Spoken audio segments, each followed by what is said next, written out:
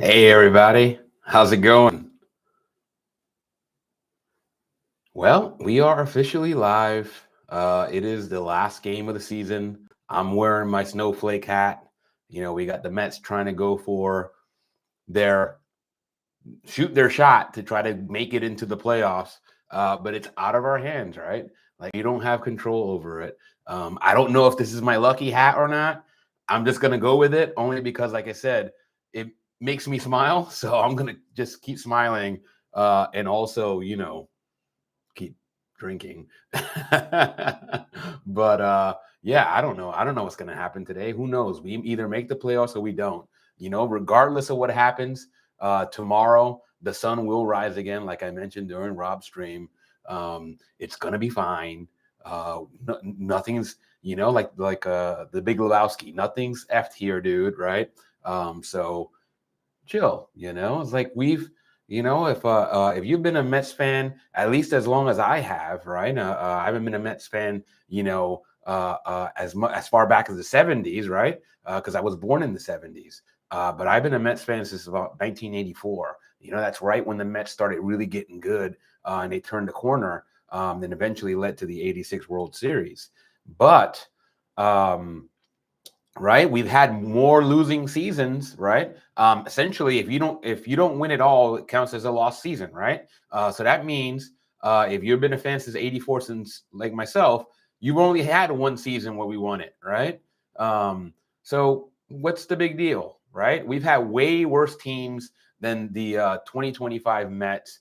So I had a lot of fun. I don't see this as a lost season, right? Last year I had a great time. We didn't win it all. We didn't even make it to the World Series, and I had a great time. So all this hoopla that people talking and yammering, getting themselves all worked up.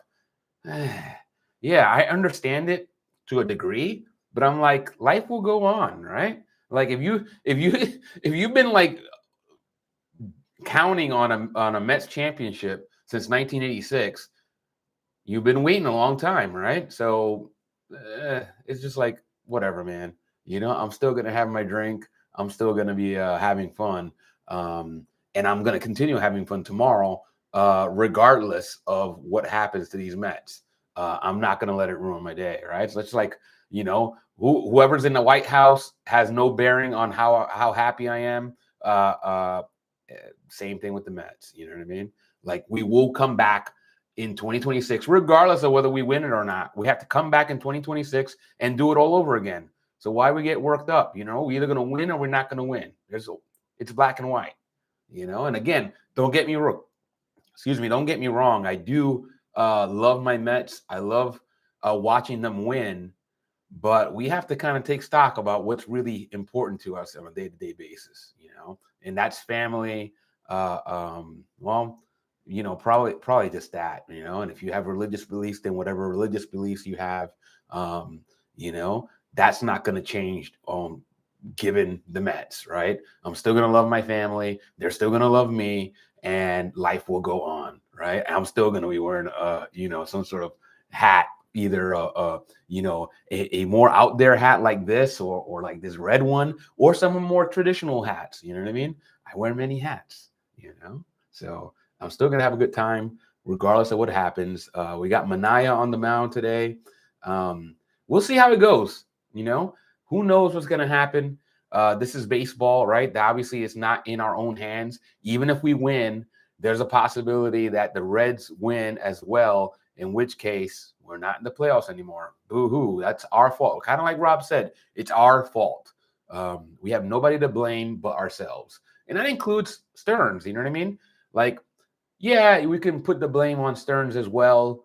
There's validity in that. But at the same time, we've underperformed. Let's just be honest. You know what I mean? Like that's still the player's fault, right? The best predictor of past behavior, of future behavior, is past behavior.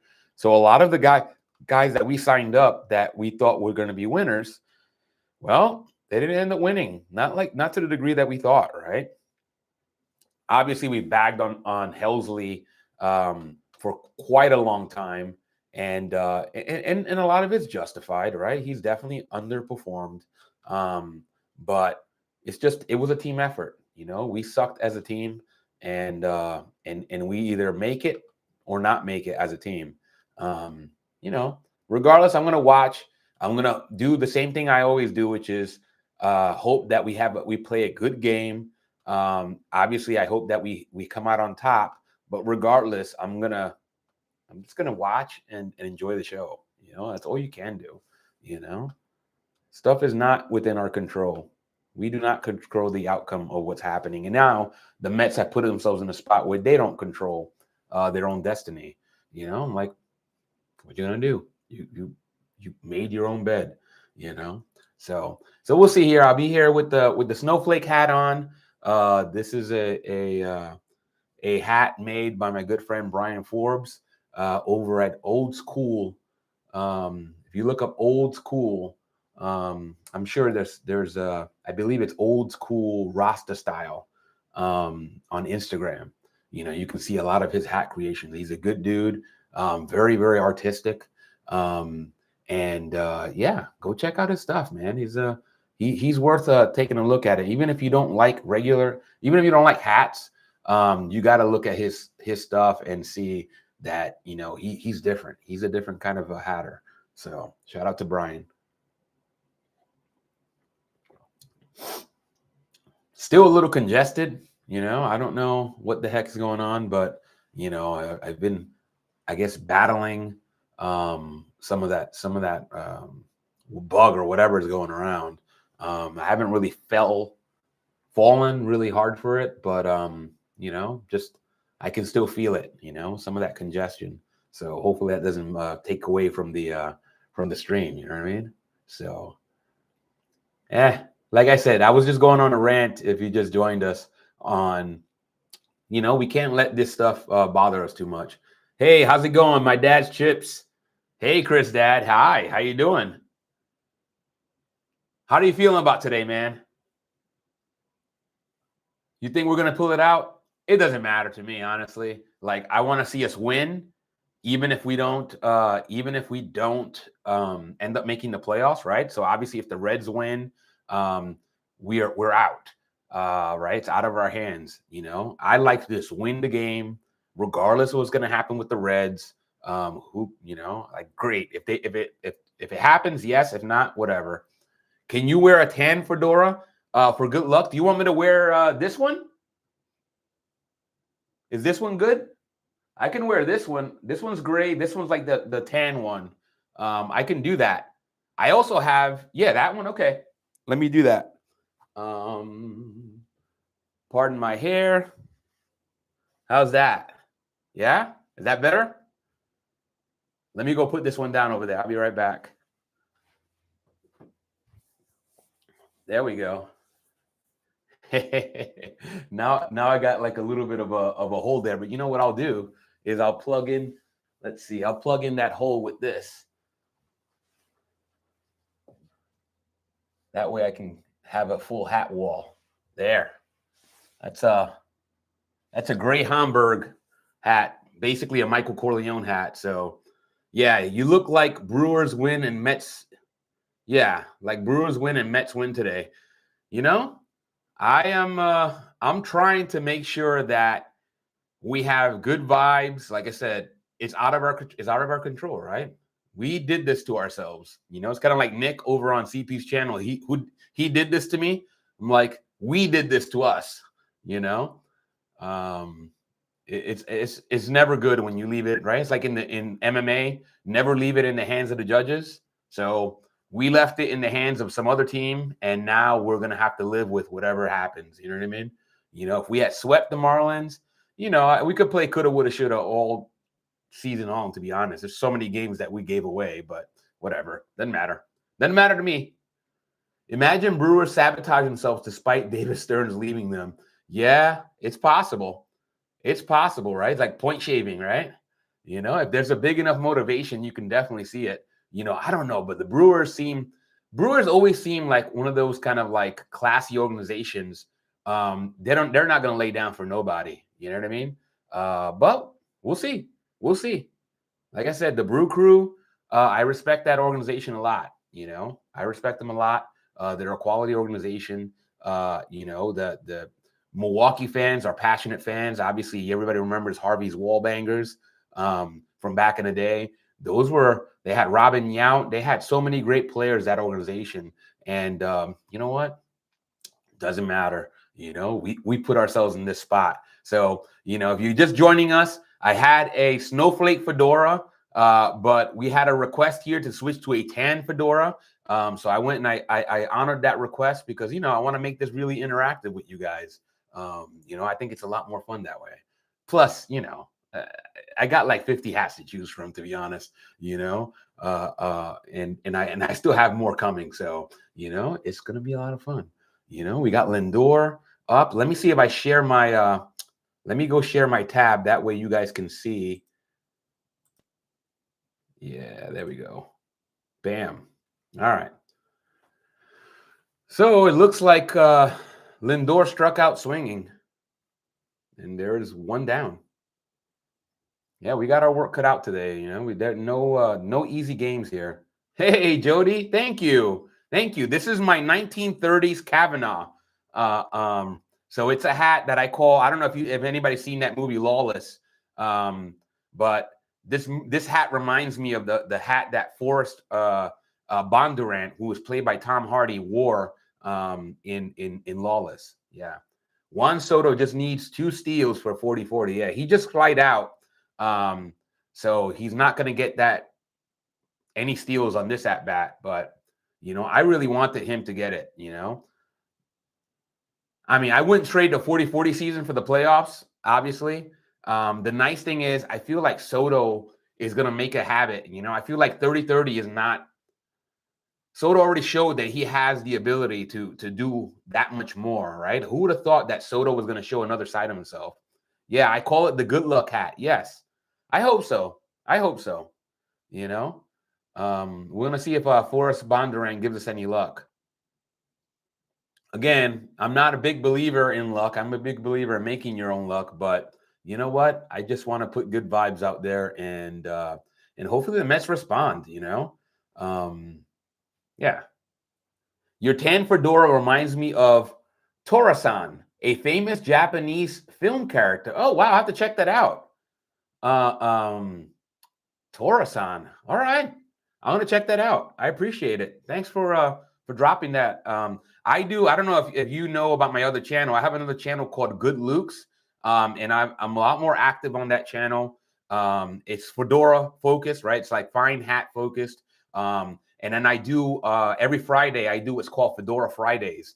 And what I do is I take a film, usually it's a film, but it has any aspect of popular culture. And then I will go and talk about, let's say, the film or like the musician. But right now it's focused on films. So I've done The Godfather, I've done Road to Perdition, I've done LA Confidential, and then I just wrapped up Lawless. You know, and then I let you guys vote on what movie we're gonna focus on next, right? So if you go into my Good Luke's channel, you can actually go into my post section and vote for the movie that you want to see, you know, profiled. I don't know. I like it. I think it's pretty fun. We also do Hat Tuesdays. All of this is at 11 a.m. Eastern Standard Time, usually. And then if I need to go live any other time, I will call it Hat Chat. So I think we're up to like Hat Chat number 27. So I'm pretty active on that channel. But yeah. All right. So Pete Alonso struck out. So the Mets go down quietly in the first. Tora-san got 50 movie franchise in Japan from 1969 to 1984. Wow. Wow. Yeah, I really love movies, but it just boggles my mind how many movies out there that I haven't seen, right? Sometimes you feel like, oh yeah, I've seen them all. And then somebody drops something like this and you're like, okay, apparently I have not seen it all.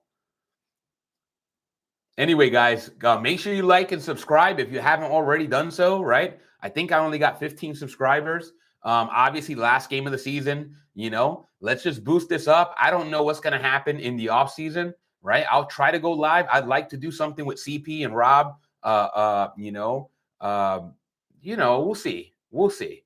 You know, I think CP is going to go live after the game. I have no idea. you know, if you know, what that's going to happen. But, you know, we'll keep that posted. And like I said, I already mentioned to both of them, you know, if you guys need me anytime, I can jump on live with you guys. You know, I have that ability now. So, all right, we got Manaea on the bump here. He's going to pitch to Edwards here. Hopefully Manaea has his best stuff today, man. We really need a really strong outing from Manaea to try to get us, you know, get us going, you know. Like, we can't count on trying to outslug the Marlins. Even outslugging the Marlins is not a good strategy. You should do a live stream collaboration with Nelson, the Amish Mets fan. Yeah. I remember Chris started off with Nelson, and yeah, I don't know why they stopped actually, but yeah, I'd be happy to do that. Yeah, I'm down. If you know Nelson, drop him a line. Let him know that if he wants to collaborate with me, you know, he's more than welcome. You know, I'm totally down to do that. You know, maybe we could do a live. You know, just talking about what, you know, right? If this is the last game of the season, I'd love to do a live saying, okay, what should be the next steps, right? What should be our focus in the off season? Because you know there's going to be a ton of stuff to do if we don't make this playoffs. Man, there's going to be a lot of this, like heads are going to roll, you know? Like, I'm not somebody that I don't agree with CP and Rob in that Stearns is not, they're not going to fire Stearns. I have this feeling that Stearns is going to get canned, you know? I would do it. Like, if it was up to me, I fire Stearns. Even if I thought it wasn't going to make a difference, I'd do it anyway, only because I know the fans really want to see this management, like this front office, take responsibility and ownership over their failures, right? You know, and I half jokingly mentioned the whole Yakuza, you know, right, on the thing, right? You know, Stearns should go into the Cohen's office and cut off his own pinky. But, you know, obviously I don't think he should literally do that, but you know, kind of symbolically he should do that, meaning I'm firing myself. I'm going to resign, you know, like, tell me why I shouldn't resign, because he's failed. Like, how do you get that, you know, build such a team and then fail? All right, Edwards starts off striking out. So Manaea is off to a good start. I don't know if I really like the whole strikeout business. I think strikeouts are overrated, to be honest. You know, I know we celebrate it a lot, but I like the David Peterson approach when he pitches to contact, right? When Peterson is on, he pitches to contact, and we get ground ball outs, similar to what Clay Holmes did, right? Clay Holmes did that yesterday and got a really good impact. You know, we got to pitch to contact and trust our defense. You know, I know our defense can be shaky sometimes, but this whole like trying to strike out everybody, that's not good. That just ups your pitch count. Yeah, he pretty much overmatched Edwards there, man. That was pretty good. And he's up 0-2 on Ramirez.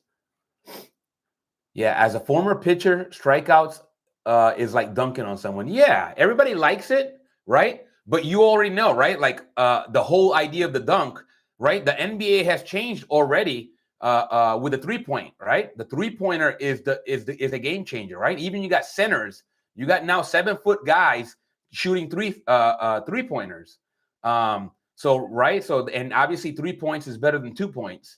You know, again, I'm not a basketball expert, but it goes to show you how much the game has changed, you know? The nice thing I like about the Mets this year, right, regardless of what happens, is that their run game, that's something that we have to keep.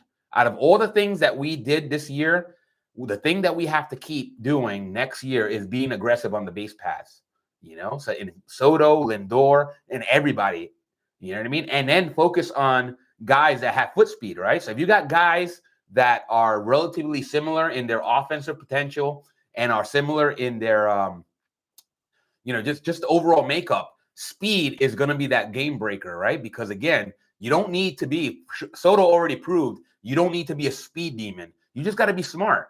You got to pick your spots and steal the right time, right? You don't need to see 100 bags, but you know, just having a 20 stolen base or 30 stolen base season is a huge difference maker. You know, it's a difference between being in scoring position and not.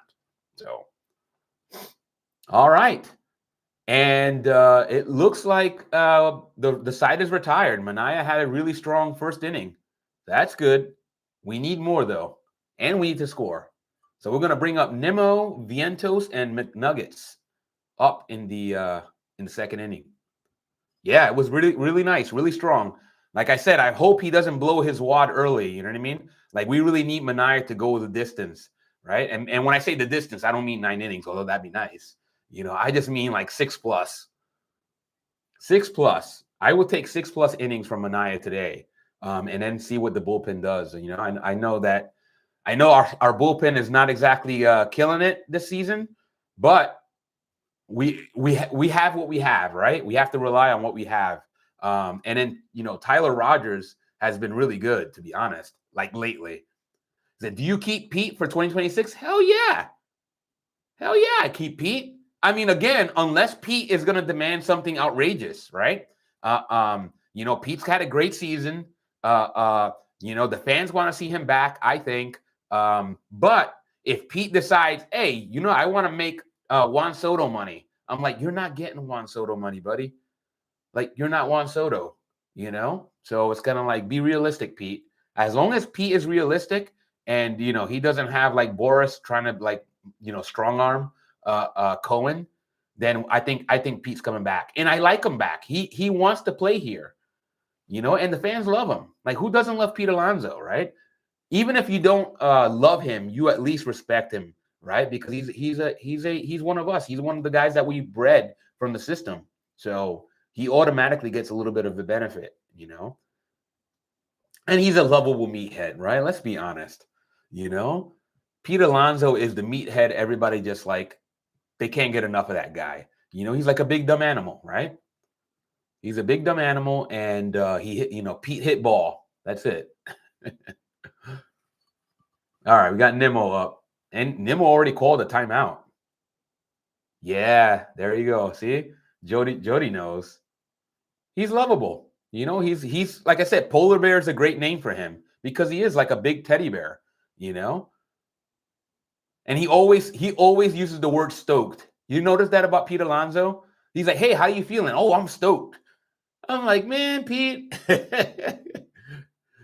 I'm like, let's switch it up here a little bit with the stoked, but you got to love him for it. He goes with what he knows. All right, so we got Nimrod just flied out. So far, we cannot get a base runner through the first 4 batters. Let's see if we can at least work a walk. Come on, Vientos. So if you guys want to know what I'm drinking, I am drinking Wanking Owl. It's actually called Winking Owl, but I call it Wanking Owl from Aldi. So shout out to Aldi for providing the drink of the day in this. Well, you guys, if you know what Winking Owl is, then you know what this is. So shout out to Aldi. Yeah, I need to get sponsored by Aldi, man. Yeah, hey Joe, that's right. Jody's got Jaeger. She's a Jaeger gal. So hopefully you got your Jaeger ready for when we need it.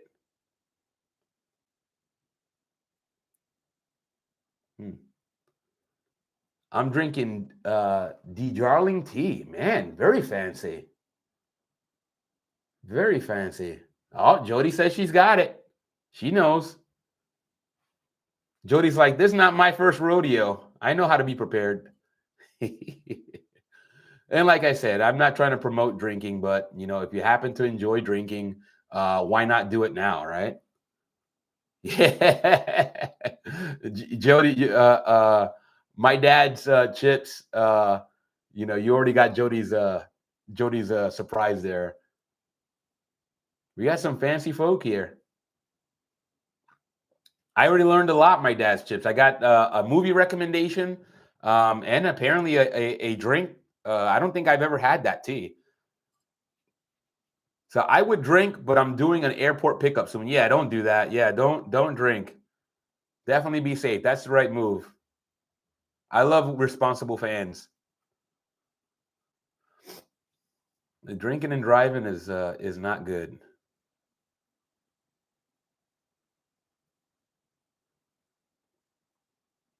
All right, McNuggets is down 0-2.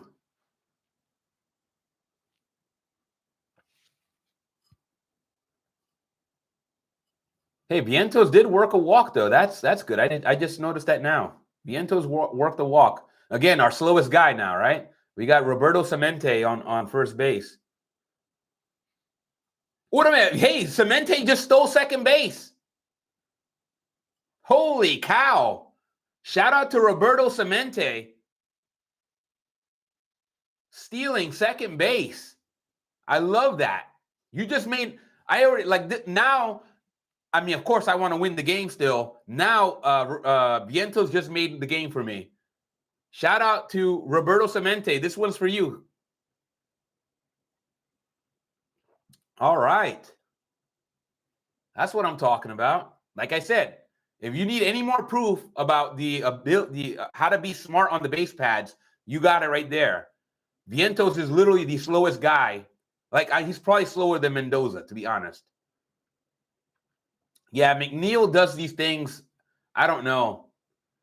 He always does that kind of stuff. Like, he gave up on the pitch. He just walked away. Like, he decided that he was not going to do that. He could have just went and threw the bat out there and flicked the ball out. I'm sure he's going to get a talking to about that. And he should. Either Lindor or Mendoza is going to talk to him about that. All right, looks like Alvey got out.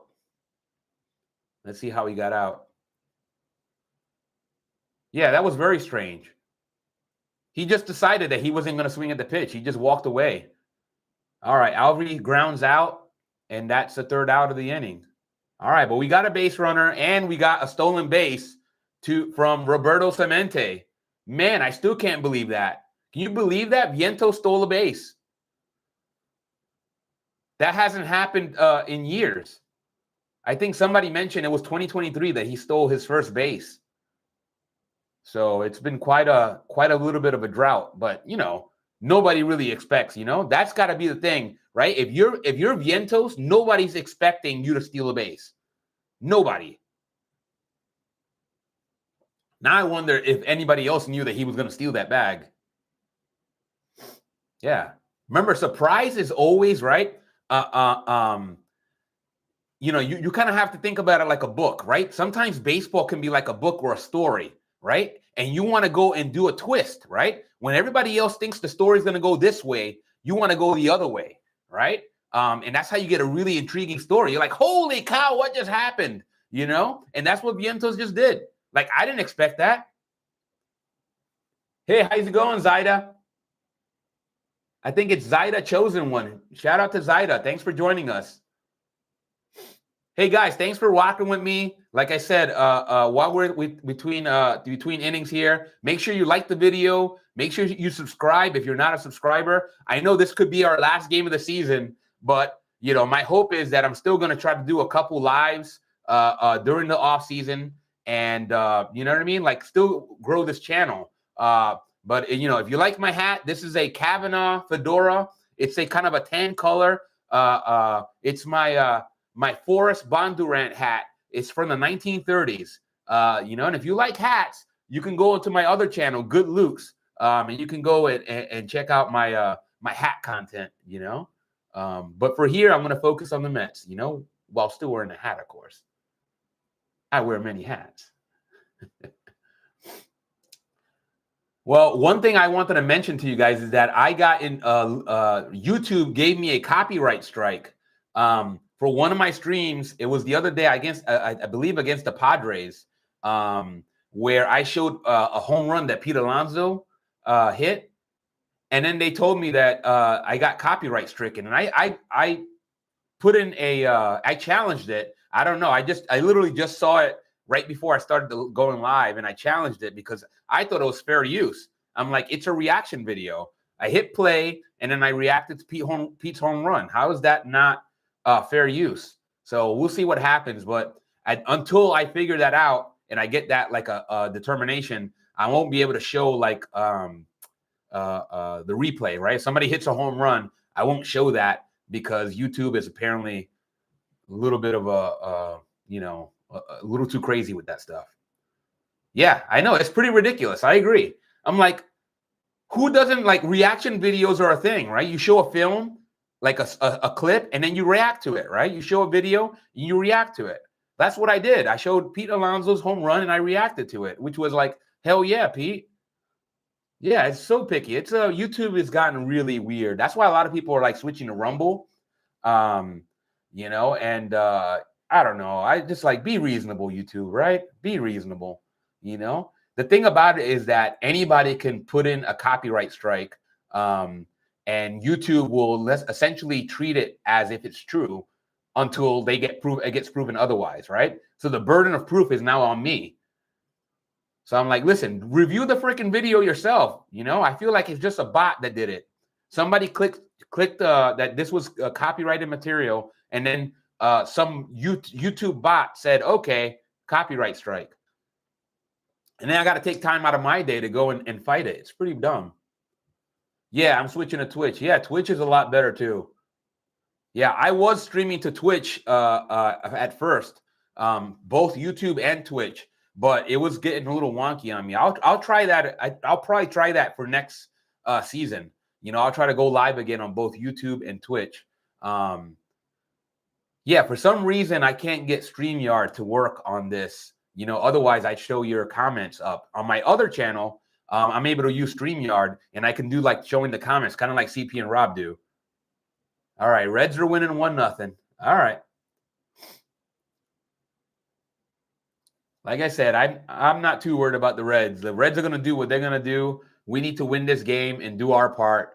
And like I said, it's too late to be worried about like the coulda, woulda, shouldas, man. Let's just see if Mania can go and get us into a win. He already walked somebody. That's not good. You already issued a free pass to Norby. Let's see if we can get a double play and get the hell out of this inning.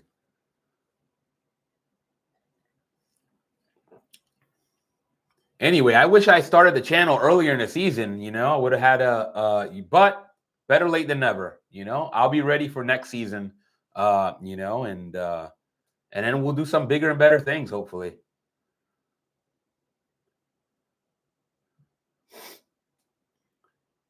All right, Mania's up 0-2.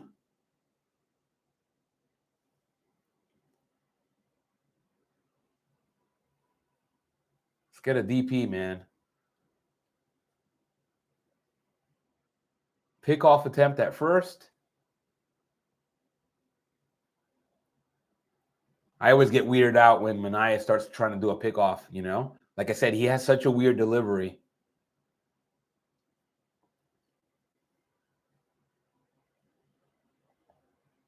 Same thing with Acuna. When Acuna throws the ball to first, I always get weirded out because he has that kind of throw. Mauricio does the same thing.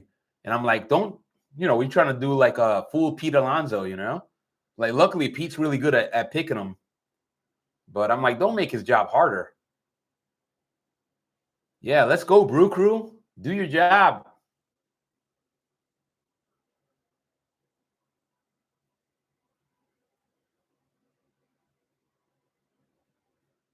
It's 1-2.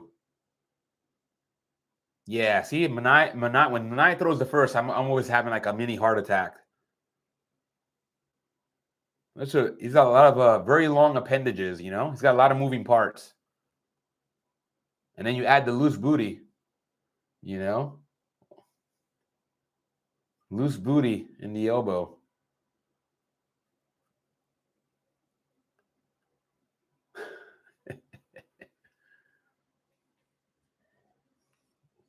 Yeah, Brazaban warm up. Yeah, maybe we're gonna do like a little bit of a pitching. What do you call it? Piggyback.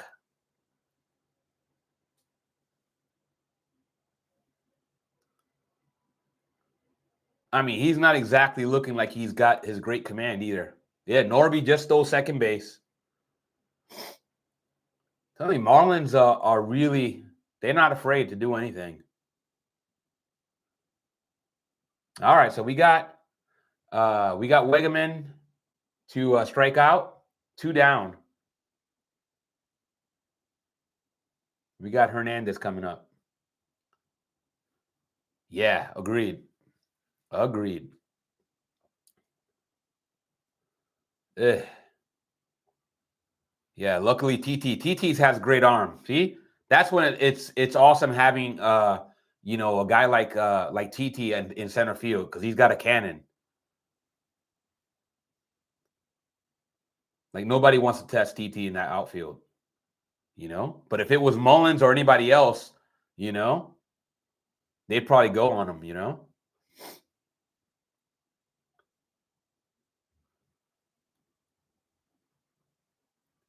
Goes to show you they knew who was in center field because he could have totally been on third base on Mullins. All right, we need one more out. It's 1-2. He's already up 1-2 on Hernandez.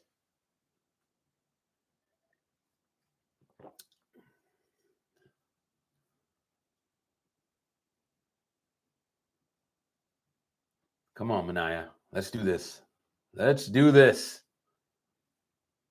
We got 8 people in the stream. Thanks for rocking with me, guys.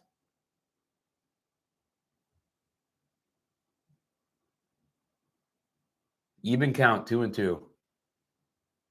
Come on, guys. Let's go, Manaea. Let's do a job. Do a job.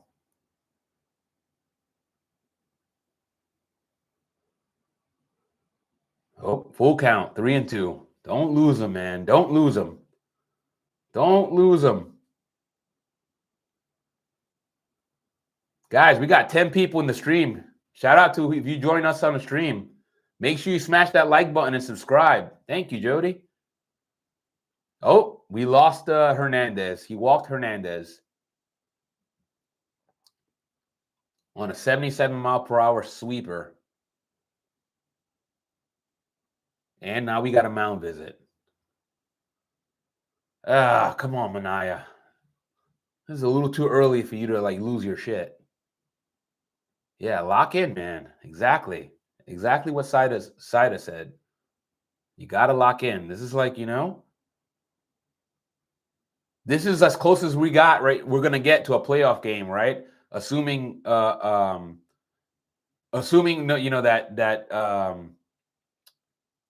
this is the last game of the season. This is basically our playoff. Yeah, Jody, I know. Don't disappoint Jody. Hit the like button, please, and subscribe. Like I said, I know this could be our last game of the season, but well, hopefully it's not. Oh, they're pitching. They're doing a pitching change. We got Brazoban coming in. I did not expect this so soon, but it goes to show you Mendy's not messing around right now. Yeah, I don't know. We'll see which Brazoban we get. Brazoban was in the circle of trust, but he's had some shakiness. Yeah, I think pretty much Mendoza's gonna go and keep doing this all game. Just have a fresh arm and then just let him ride. And then hopefully our offense scores some runs, right? Like none of this is gonna mean anything if we can't score any runs. So get my glasses cleaned here.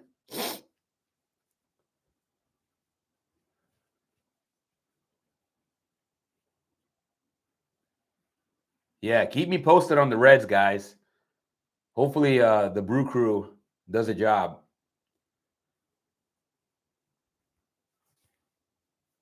We still need to do our job, which is winning this game convincingly. Shoot. Let's see if Brazoban can get this out, get us backed up to bat. No, I don't have a second drink already. This is still my first one, Jody. I mean, it's a pretty big glass, I think it's like a 14-ounce glass. Usually wine, you don't pour wine up to 14 ounces, but I do. At least today. It just keeps me from having to go get a refill, you know what I mean?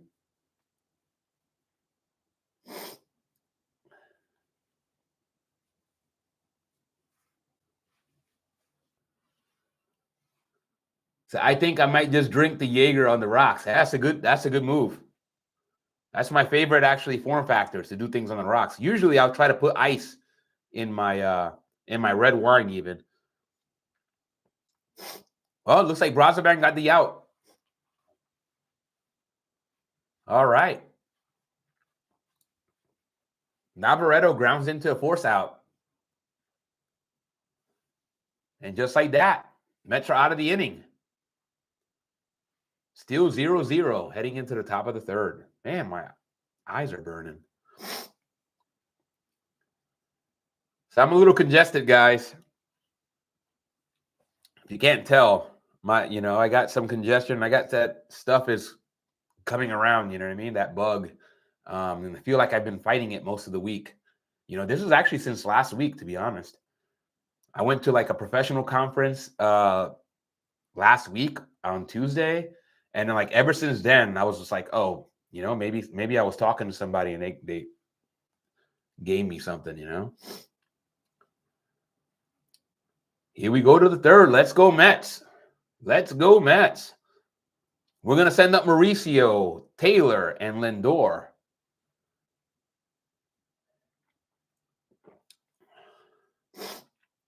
Let's see if Mauricio can come in for the injured Beatty and make an impact on today's game. A positive impact. Yeah, your body is a little run down. Feel better. Thank you, Jody. I will. Yeah, I've been going a little bit of a mile a minute, honestly, this past couple weeks. I get like that during certain times of the year, right? When I start doing my walks, I've been doing my walks in the morning, and it gives me a little bit of a surge of energy. But at the same time, like sometimes it impacts my sleep. I'll go to sleep and then wake up really early. You ever had that happen when you go and you get up way too early? You don't have to. You're like, oh, I can technically sleep in late, but then you end up getting up at like 4:30 in the morning, and you're like, oh, I guess I'm not sleeping anymore. Terrible. I mean, it's good because I feel like I get stuff done, but it's terrible because I should be sleeping. All right, it's 1-1 on Maurizio. Come on, Ronnie Mo.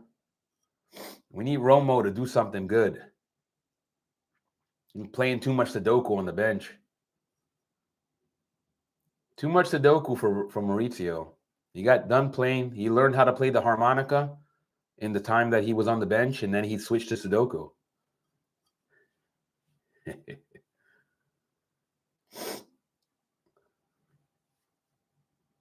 Yeah, these Mets do cause you to feel run down. I hear you.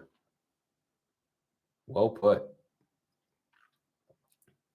All right, Mauricio fouls off that pitch. We'll do it again at 1-2.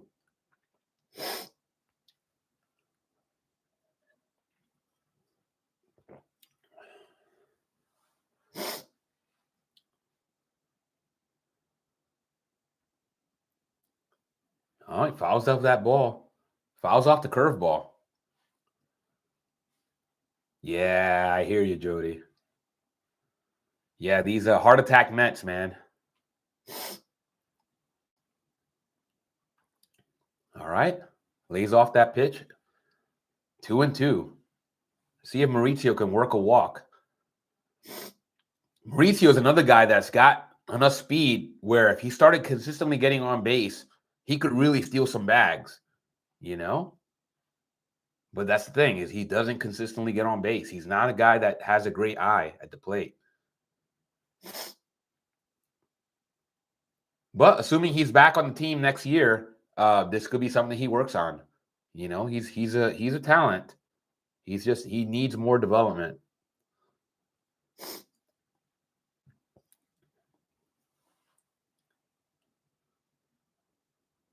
And Mauricio strikes out swinging for the first out. Yeah, poor Master Beatty agreed.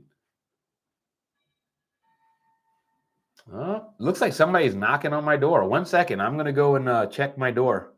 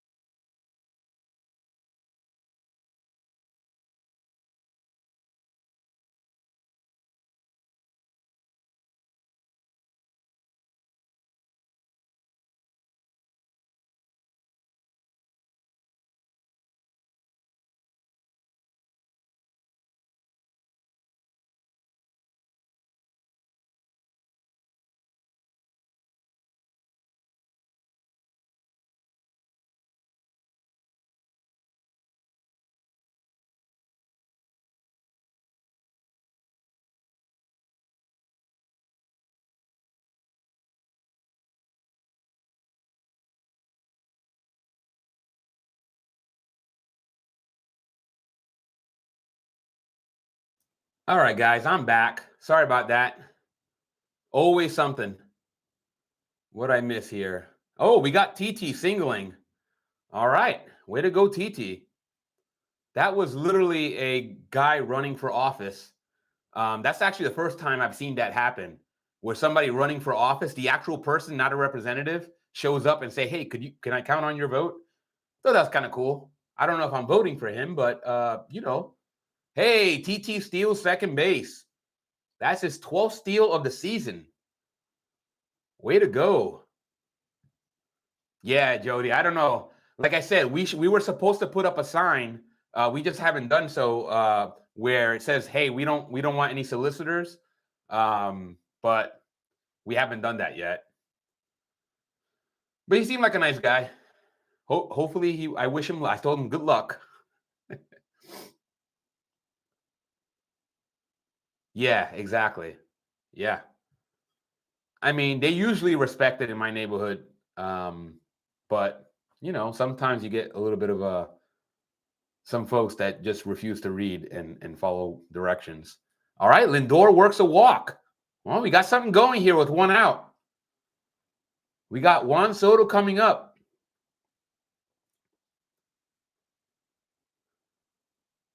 Come on, Soto, do a job, buddy.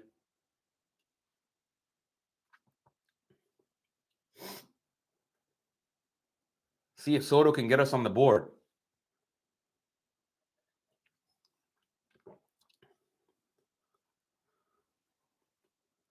Score some freaking runs, right?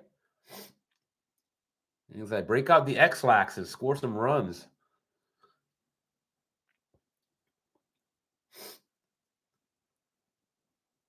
Pitcher steps off. Let's see if Juan can work some of his magic. Yeah, do something with it, Soto. Exactly. Come on, Soto.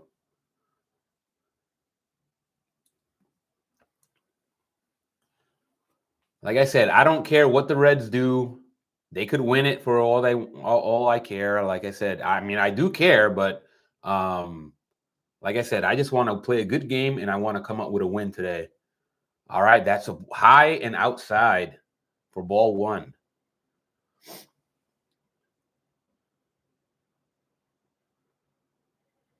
Ooh, this will be great if we can get a base hit. We got pretty good speed on second base and first base. Maybe a ball in the gap would be just what we need. Nice little gapper. Come on, Soto. I don't care. I actually had a great time, to be honest, this season. Um, I don't know. It's just like I feel like since last season, I've been having a really good time following the Mets, Just baseball is a fun game to watch. It gives me so many great memories.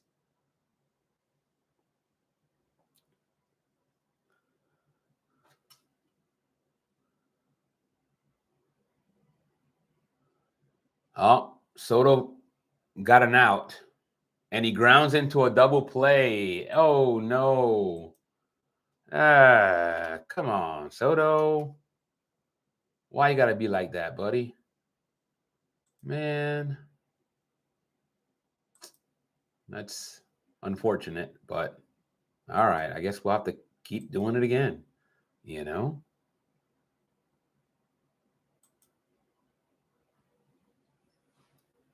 That was so promising.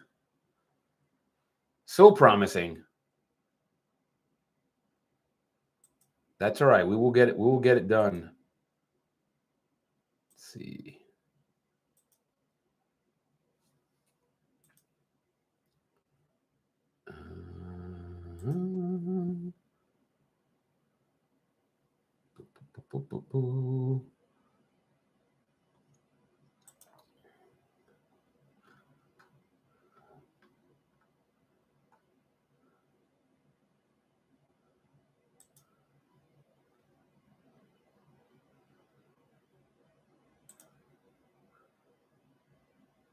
Let's see here.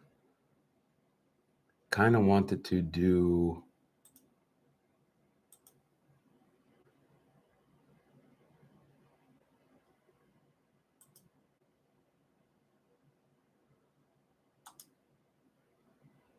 Trying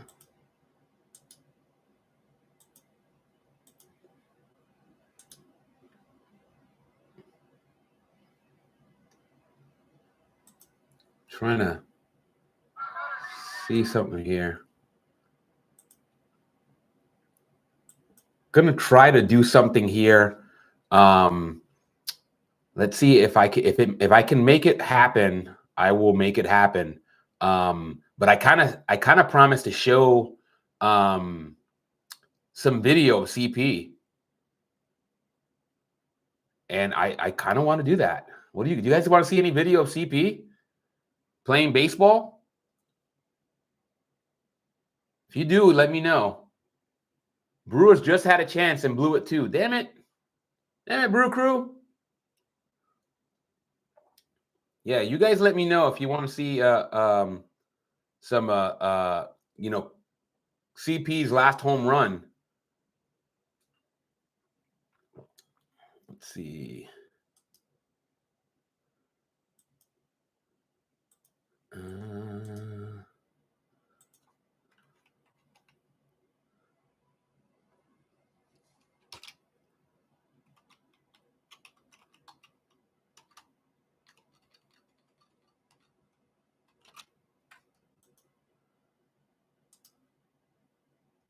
Boo, boo. Let's see. Let's see if I can get this queued up. All right, we got an out. That's good. Once we get out of this inning, I have the TV and 2 other devices going. All right, Jody. Jody's a power user. So once we get out of this inning, I will go and I will show some video of CP.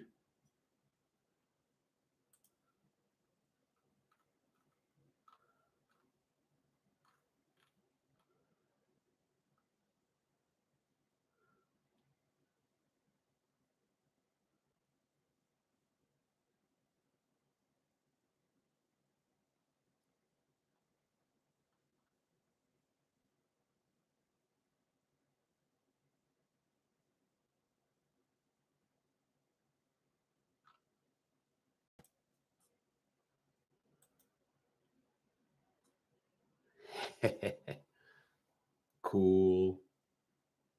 Jody, you are so agreeable. I love it. Thanks for being so cool.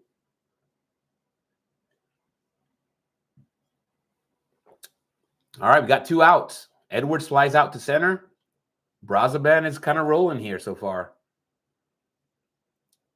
He's 1-1 on Ramirez.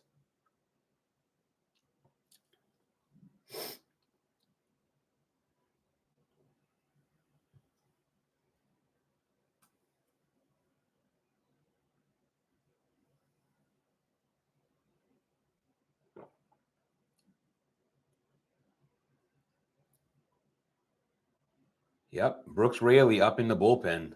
Like I said, Mendoza's not messing around. He wants some fresh arms in there. And Ramirez singles on a soft ground ball to third base. All right.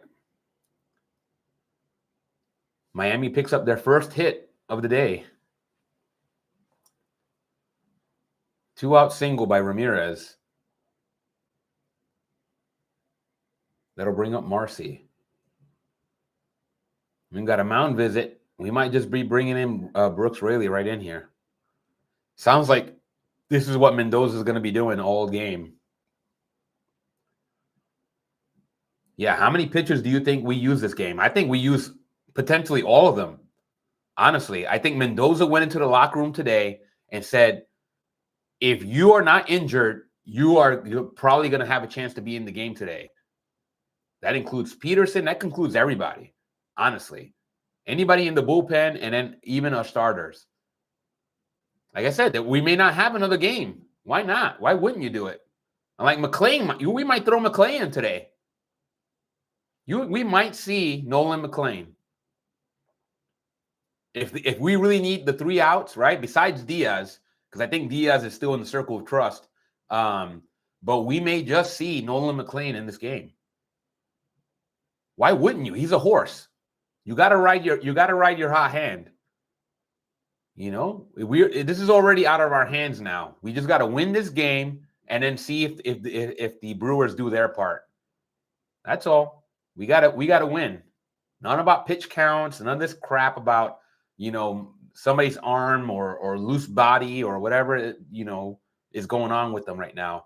It's time to put out all the cards. And right now, Nolan McLean's our hardest card. Between him and Diaz, those are guys that we trust. Everybody else is like, maybe, right? Like Rogers has pitched well lately. Yeah, exactly. You got to ride the hot horse. Dance with the one that got you here.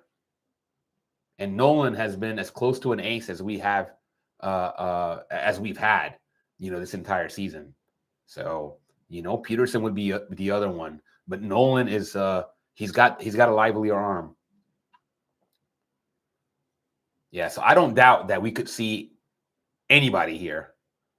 Anybody that's not hurt, they could be in this ball game.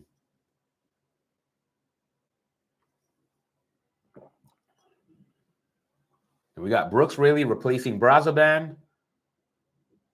And he starts off with a cold strike. Sinker. 80, looks like 89 mile per hour. Sinker. Let's get this out. And let's go back to bat.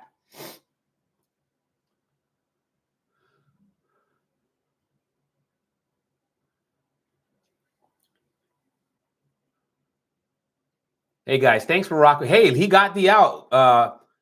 We got Marcy to line out sharply to center field. Taylor makes the grab, and we are out of there. All right, it looks like the Reds are trying to control their own destiny. I gotta respect that. With that said, I'm gonna see if I can get CP's last home run up on screen. Let's see if I can do it. It's fighting me. 1 second here. Let's see if it works, because I feel like it's fighting me. Boop. Come on. Do the thing, please. Do the thing. Let's see. This stuff always fights me. Oh, hey, here we go. Hopefully you guys can see that.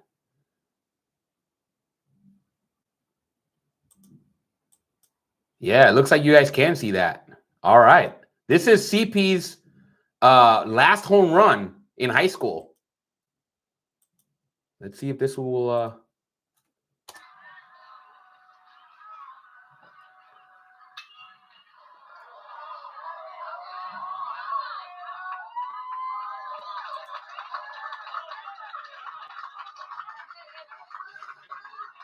Number 7.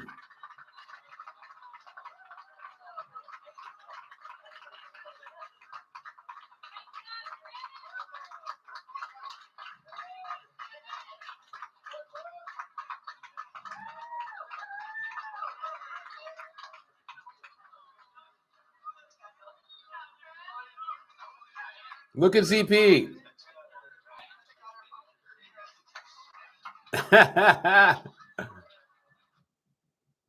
That's awesome. I love that. I get such great memories. Let me see if I can stop sharing this. Hopefully you guys enjoyed that. I know I did. That happened to be, I believe, my birthday. I believe the date on that was April 18th, 2017. That was CP's senior year. The year before that, they won the state championship. CP played second base that year. He was the starting shortstop his senior year, and was the player of the year for the team, not for the league. He didn't have that good of a season. Shout out to CP. I love you, and I hope you're happy, and I hope you're doing well. Stay in touch with your dad. I know you got a busy life. But give me a call. Shout out to CP. I love him to death. I spent most of my most of his baseball years following him around and recording him I got lots of video, to be honest. I got a video of him meeting Cal Ripken. That's a great video. Again, I know he gets a little weirded out by me showing video of him, but I'm like, yeah, you did some good stuff on the ball field. He was a great player. So I'm very proud of him. Yeah, I know. Hey, listen, the Reds are doing what they're supposed to do, which is winning. They're supposed to try to win their game.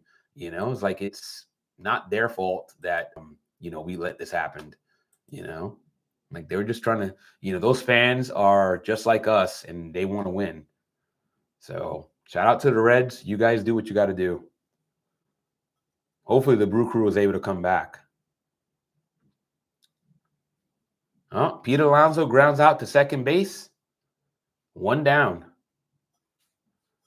Looks like Cabrera is doing an excellent job of keeping the Mets off balance. We only got 1 hit to call for it, to show for it so far through 3+ innings.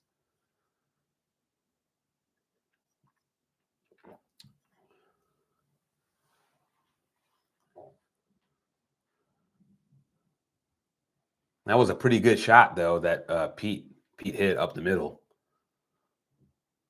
He tattooed that ball. So Reds are winning 2-1. Okay. That's still anybody's game. 2-1 is nothing. Hey, we got Brandon Nimmo singling on a sharp line drive to left field. Way to go, Nimrod.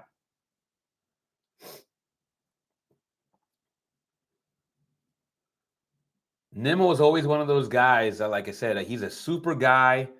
Obviously I root him on because he's on the squad. But like I said, he got a doozy of a contract. I hope honestly that his game elevates and he's able to fulfill that contract that he got. But right now, it's just like it's hard to say that he's lived up to that contract. Not that he's done terrible. It's just that he hasn't played to that contract yet. Kind of like Marte, right? Marte also got a contract that he hasn't lived up to. So that is a kind of I believe that's a thing that, hey, we got a wild pitch. Brandon Nimmo to second. Yeah, Nimmo is a calm guy. He's a great personality. He's even keeled. That's what I like about Nimmo is that he's even keeled. And you got to be that way in baseball, especially professional baseball. But like I said, with the injuries and with everything else, he hasn't reached that potential. And I feel like it's because he's focused on the home run ball so much. I think Rob makes a great case about that, meaning that Nimmo has really altered his game.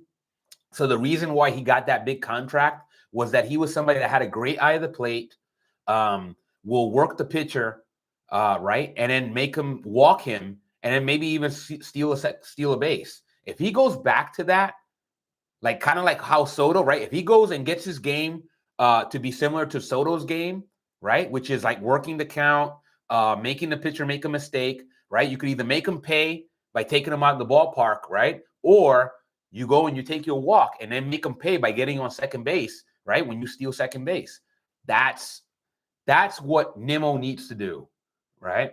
But he's just for some reason hasn't wanted to do that, and maybe it's because his body's betraying him right now, right? Obviously, he's kind of he's not like how he was, right? He's got a lot more injuries, he got a lot more wear and tear on his body, so that's probably altering his mindset. So, and Vientos strikes out swinging, 2 down. Not exactly a great, a productive at bat from Vientos.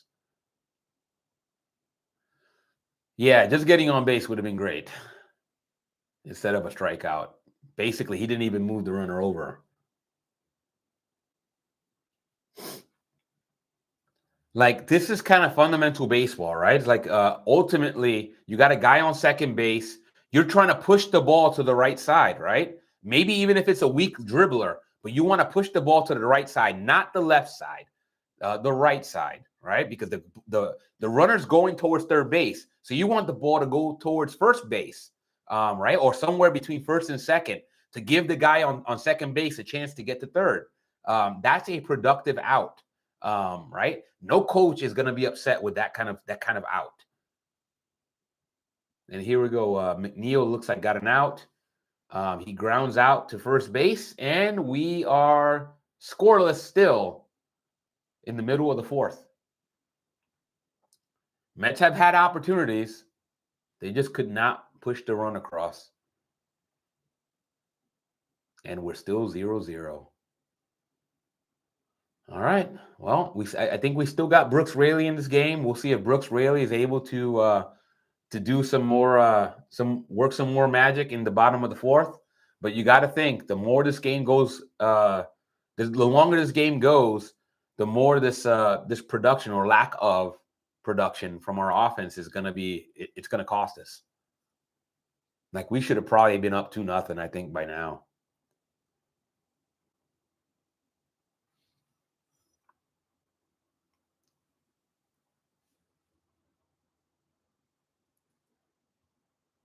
I'm just really curious to see what's going to happen with the team if we don't make the playoffs today, right? What is the front office going to do, right? What are the changes that we're going to see? And I feel like that's probably going to be some of the episodes that we will go when we go live in the off season. We're going to be talking about that, right? What are we going to do? What should we do? What can we do, right?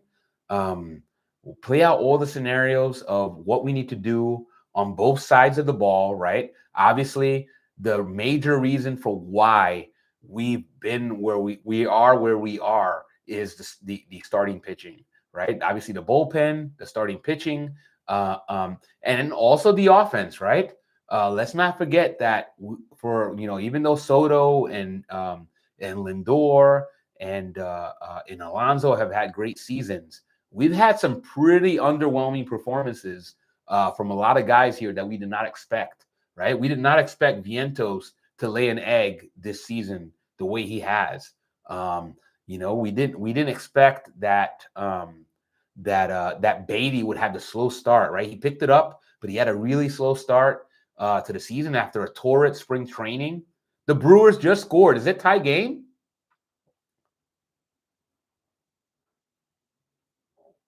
Hey, Bifer the Hobbit.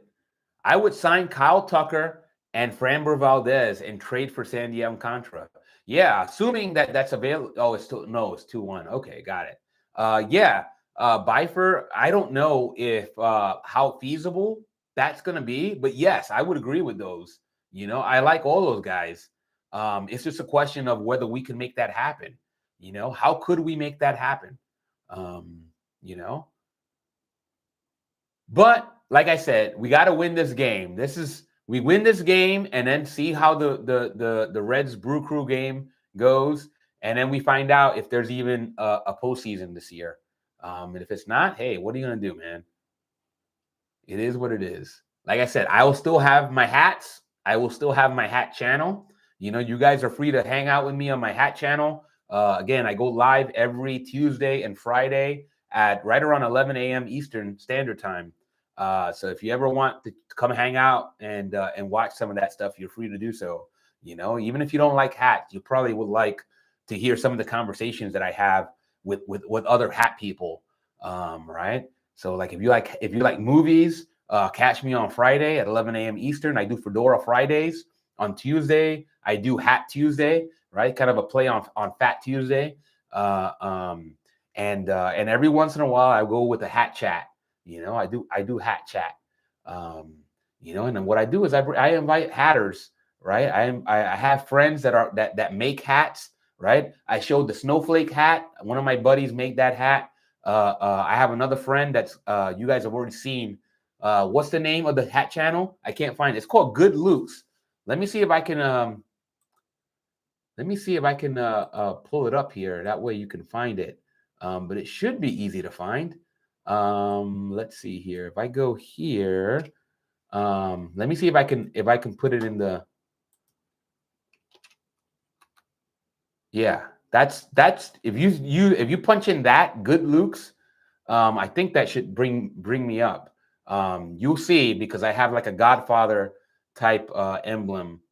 Right? It's like a play on the Godfather, but instead of the Godfather, it's Good Looks. Yeah, Good Looks. Yeah. So feel free to go, and you can always hang out with me on Tuesdays and Fridays. And like I said, every now and then I go live on a different day. Usually it's around 11 a.m. Eastern Standard Time. Again, I know not everybody can make that because work and all, but I work from home, so I happen to be able to do that kind of stuff. All right, we got Fat Thor coming in to replace Brooks Raley. Luke, I am your Fat Thor.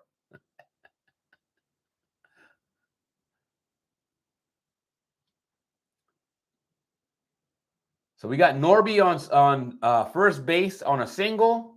So we got a 1-out single by Norby, and Mendy went and he's pulling another string. He's gonna bring in Fat Thor to come in and try to stop this inning.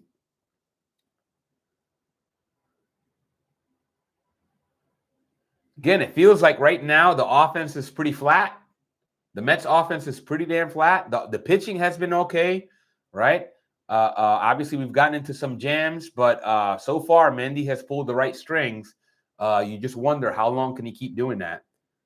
Jody, thank you. Found it and added it to your subs. Thank you so much, Jody. You are awesome. Jody, there's a good reason for why you were promoted to moderator. You guys notice Jody is a moderator. She's awesome to have. Thank you, Jody. You're excellent. Yeah, certainly does. Like I said, I'm trying to get that channel up to 100. Obviously the goal is to try to get monetized with 1,000. Yeah. You are very important, Jody. Don't let anybody ever tell you otherwise. You are important. Never was a mod. Hey, listen. Like I said, I try to make sure I have a way to kind of celebrate the folks that rock with me, especially early on, right? Like, I mean, when your channel gets big, like if you get as big as CP and get as big as Rob, you kind of got like a lot of people in there, and they're like, all right, and that's great. I don't mind that, but I'm okay with just being small and growing organically over time. I have fun. I can have fun with a group of people, or I can have fun with somebody one-on-one. Right? It doesn't make no difference to me.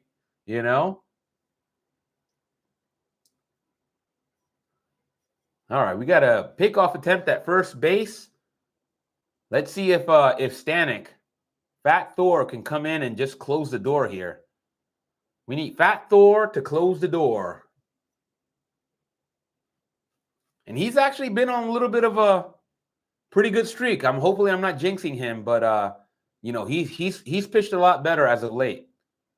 Said, too bad you don't have any idiot trolls for me to block. Oh yeah, they will come. Trust me. Remember, Jody, we are on what's called the internet. And the internet, the trolls will find you. So you will get to use your powers of deletion. Trust me, it will happen. Just make sure, like I said, don't kick anybody out for just disagreeing. That's different, but you kind of know. Jody, you got the right idea. If somebody starts spewing racist stuff, attacking somebody like personally, stuff like that, like, right, that's the stuff I won't tolerate, and that's when you like, boop. All right, looks like just when I was praising Fat Thor, it looks like he gave up a double to Wagaman, and just like that, we're down 1-0 and only 1 out, and Hernandez on up at the plate. Freaking Fat Thor, correct. Yeah, that was no cheapie. That was a pretty good stroke there. All right, well, we weren't expecting to win a 1-0 game. So, well, Marlins fans are pretty happy there. As they should be, man. Like I said, shout out to the Marlins for playing tough, They could have easily just laid down and let us roll right over them. But the Marlins are not like that. I respect that. They're a professional team at the end of the day. You know, say what you want about the Marlins and the Pirates and the Nationals. Those are professional teams, and they could beat you on any given day. You know, those guys are not. Again, remember, these guys are professionals. They're used to winning, right? They've been winners their whole life. They didn't come here to give up and let a team like the Mets just go and roll right over them. You know, we got to earn it. All right, so Fat Thor's up 1-2 to Hernandez. Let's see if he can go and get out of this inning with no further damage. We really need a ground ball to third base. Ground ball to third base. Let's see what happens. There's an out. He came up to 100 on that one. Let's see where this one went. All right, Hernandez flies out to right field. It looks like the runner did not advance. Wagaman did not advance to third. Soto's got a pretty good arm, so yeah. See, this is why I like Soto and then having Taylor in center field, because the arm strength. And obviously Nimmo doesn't have a great arm. Nimmo definitely has more of a noodle arm. But that goes to show you, like, we gave him that contract. He's not somebody that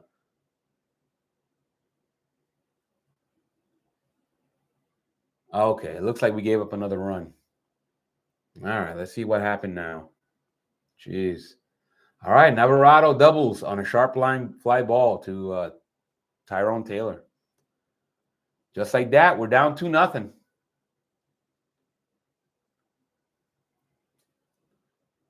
Yeah, well, you can do this. Yeah, they can do it. They can still do it. They're down 2-0, but they can still win this game. We got a mound visit. I think Fat Thor is done.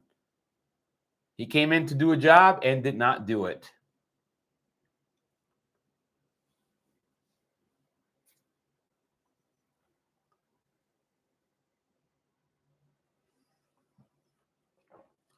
Again, we needed a ground ball, right? This is when somebody like a Peterson that pitches to contact and gets those ground balls. Even Holmes would have come in, but obviously Holmes pitched yesterday. All right, Brewers have the tying run on third and one out. Yeah, unfortunately, we're losing this game. So, like, regardless of that, if we don't win this game, it's a moot point on the Reds and Brew Crew game. We got to win this game.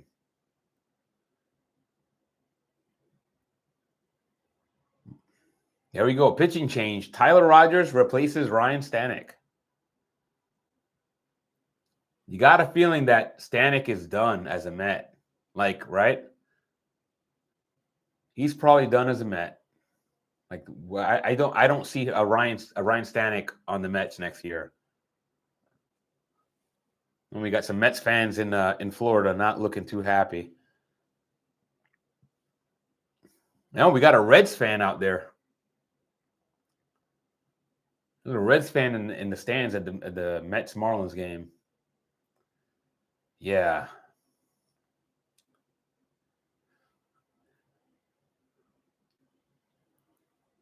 Like I said, regardless of what happens, the sun will come out tomorrow. Thank God, take Thor out. Why didn't we take him out right away like he did it with the others? I agree.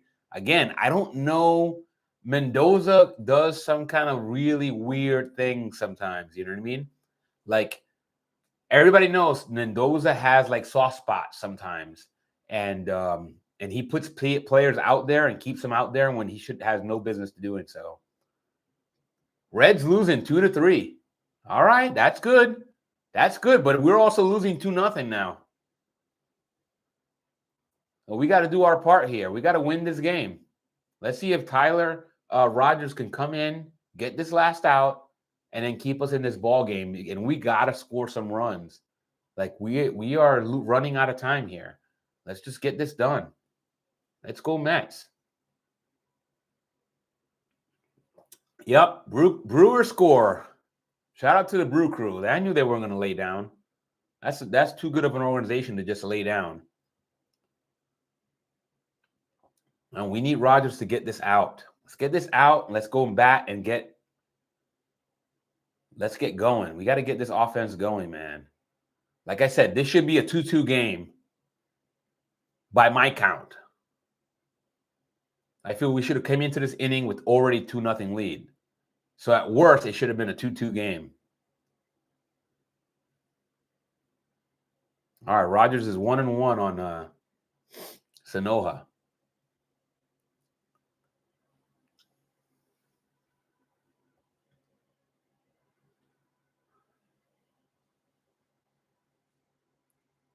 Yeah, we lose today. I really have a hard time believing that Stearns is not getting fired. I'm just sorry. I don't know why Rob and CP kind of has given up on that whole Stearns ain't getting fired thing, right? That's because they were probably assuming that, oh, looks like they scored another run. Looks like the Marlins scored another friggin' run. Yeah, Stearns needs to go. Like I said, again, regardless of what you feel about how much blame Stearns has, he's going to have to be a sacrificial lamb.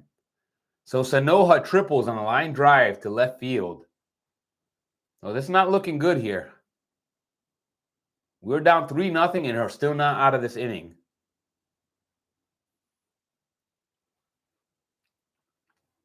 I mean, the Brew Crews are doing their part to help us out here. We're not doing ourselves any favors here. And again, what is it? It's both, right? We can't score any runs, and our pitching can't stop the other team from scoring. Like I said, we're to blame on both sides of the ball here. So we have to kind of blow things up, right? Start fresh. That includes a new GM and come in here and then rebuild this team. Blow it up, right? Keep the good pieces. Like for me, if you ask me, Lindor, Soto, Pete, and Alvey. Everybody else can go and take a hike, to be honest. I mean, I like Beatty. Like he would be a guy that's on the fringe, right? But we have to have a better team chemistry on this team. Like we don't have winners. Like we don't have guys that are like rearing to win. And that's problematic. Yeah, Jody. I think you might need to go and take that Jaeger. And looks like we just gave up another run. So Edwards singles on line drive to Tyrone Taylor. We're down 4-0. Rogers has crapped the bed. And we still don't have the third out of the inning. We're still not out of this inning. Good. Good. Do it, Jody. Like I said, at some point, I'm going to be done with this one. I'll have to go for a refill. But we got to get out this inning. Like, we got our work cut out for us. Yeah, do that. We need it. I think there's going to be quite a few Mets going to the bar, including Mendoza and Stearns. They're going to be hitting the liquor hard today because they won't know if they're on this, if they're going to have a job next season.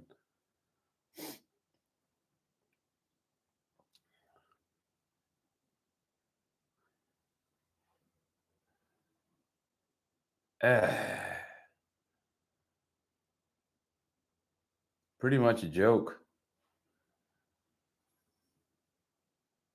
Well, like I said, the game is still winnable, but we gotta get out this inning and we gotta score, like at least one run. Score a run to show that you can do it. You break through and break that donut. Now you have a chance to score. It's still early in the game. All right, looks like we got an out here. And we got Diaz warming up in the bench. I mean, in the bullpen. Yep, I feel like after Diaz, we are going to be going to the starting pitchers. I got to think. I feel like McLean's going to come out off the bench. Yeah. We need a big inning now. That would make me feel better. Yeah. Honestly, I'll take the big inning, obviously. But we need to score a run. One run, literally. Somebody hit a home run and get this donut off of our get this monkey off our back with the zero. We got Alvey, Mauricio, and Taylor. Hopefully somebody does something big and we get on the board here. We need it. Just gave up 4 runs. Not good.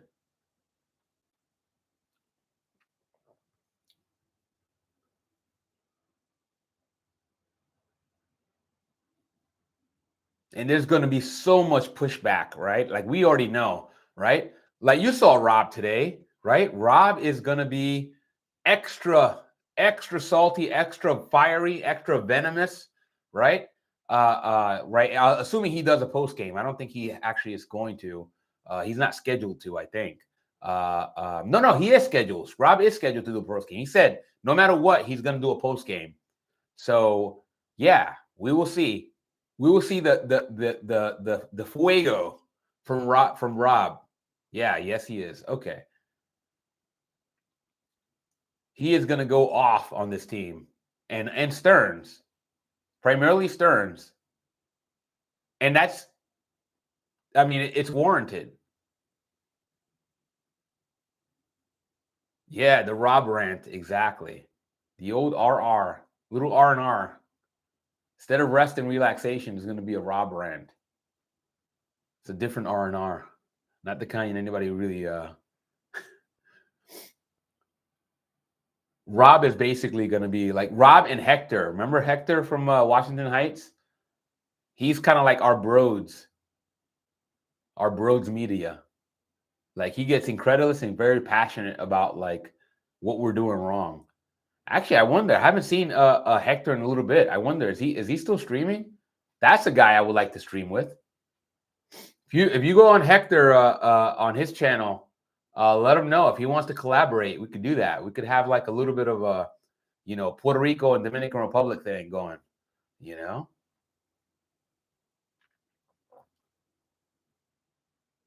I think that's actually kind of cool, to be honest. Thing is, we have different personalities. I'm kind of more of a jokester. And Hector can be a jokester too, but he's a lot more passionate and serious about like, come on, man. He's very much like Joe's McFly. Yeah, Hector pretty much is like the Mets version of Joe's McFly. Yeah, Hector does have a channel. Yeah, he does. I think it's called Blunt Thoughts with Hector. Yeah, I'm pretty sure it's Blunt Thoughts with Hector. Yeah, give him a shot. Actually, I want to make sure I'm subscribed. I wonder if my Netflix channel is subscribed to Hector. I will do that, and I'll reach out. I know he goes live pretty often. He has like a co-host that he works with. I forgot that gentleman's name, but man, it looks like Alvarez is got called out on strikes. First down. I was hoping that Alvarez would take one out the ballpark. Eddie Presti, yes. Yeah, Eddie Presti. Thank you, my dad's chips.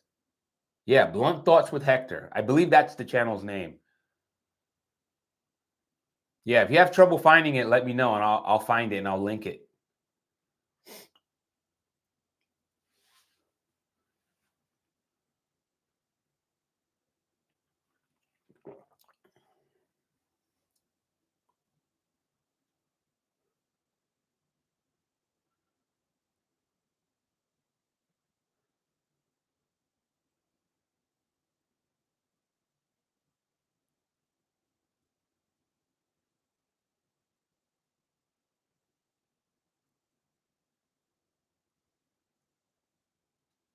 It's 2-2 to Maurizio. Maurizio's got to do something different at the plate. It just feels like he doesn't have like a really solid game plan. I would love if Maurizio would like work maybe with Soto, and kind of like start really working on his process. You know what I mean? Like, how meticulous Soto is with like studying the pitchers, right? He goes back and studies his swing. Like, I need to see some of that stuff from Maurizio, right?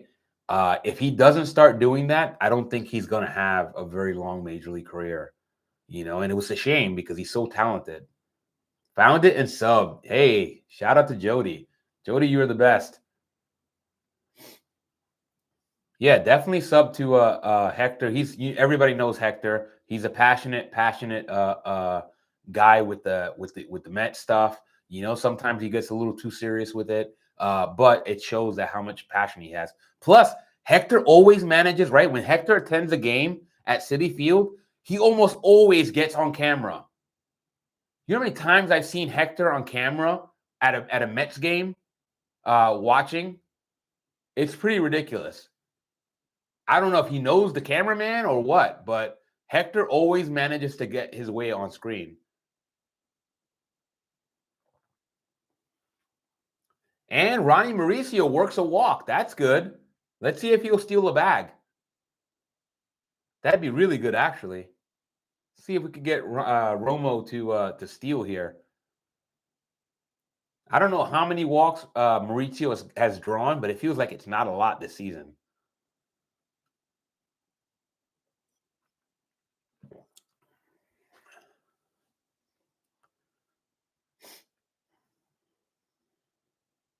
And Taylor's quickly down 0-2. Again, we got one out. What are we trying to do? One out, man on second, right? Right-handed batter. We're trying to push the ball to the right side. Let's push the ball to the right side. Now, if you get a single, great. You're able to beat it out, right? Otherwise, you now get the guy over to third base, right? It's a productive out, right? You get the ball on the ground, and he strikes out on a foul tip. Come on, TT. Again, this is all execution here. And we're not executing. We're getting executed.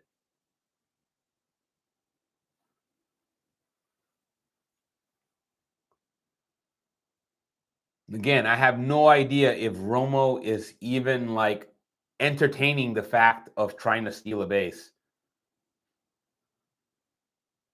But he should have been. Like I said, I would have sent Romo.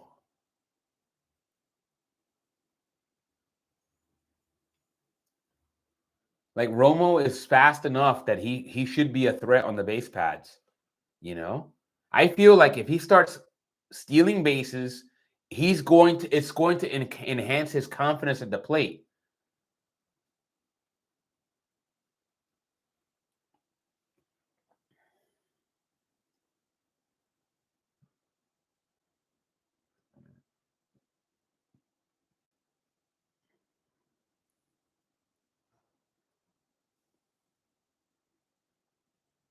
Gosh, terrible. All right, 1-2 to Lindor.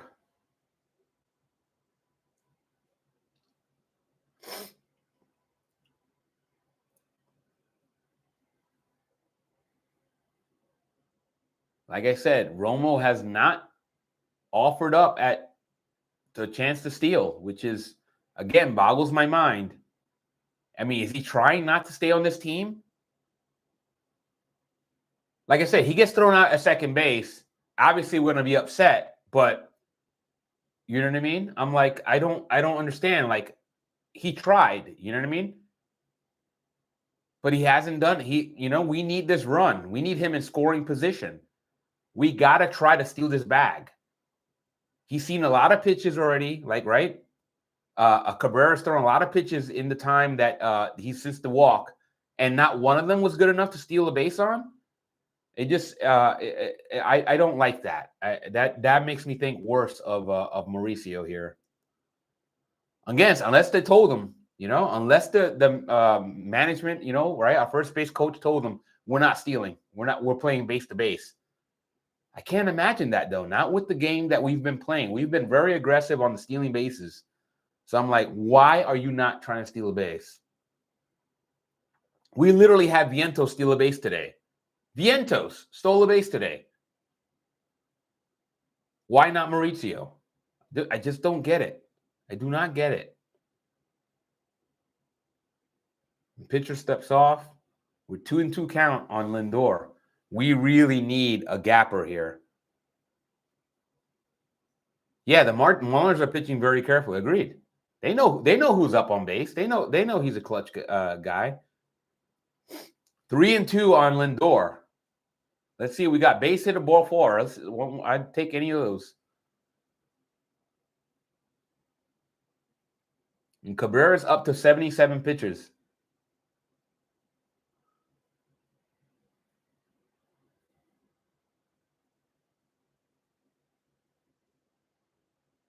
And Lindor works a walk. And that'll bring up Soto. It's 2 outs, so Mauricio's going to be running on contact.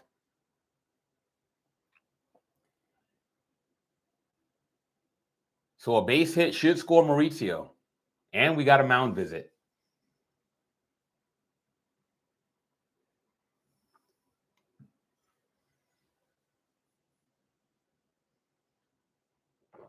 They should just stand there and make him pitch. At least we'll get guys on base. Yeah. He's been a little shaky here. 2 walks in the inning for Cabrera. And the thing is, Soto is going to make you work, right? Soto, I mean, again, depending on what Soto comes in. If it's the traditional Soto, he's going to make Cabrera work. And maybe that's why Cabrera will be done right now. Who knows? Like the way Cabrera's issued 2 walks in this inning, I got to imagine they know that Soto's going to make him work. So this might be the Marlins making a pitching change. Yeah, instead of trying too hard to hit. Yeah, like I said, this is the game of baseball, right? In terms of like you're trying to, right? The pitcher's trying to get you to chase, and you're trying to get the pitcher to come in. And that's the kind of like the beautiful game that's played, the game within the game.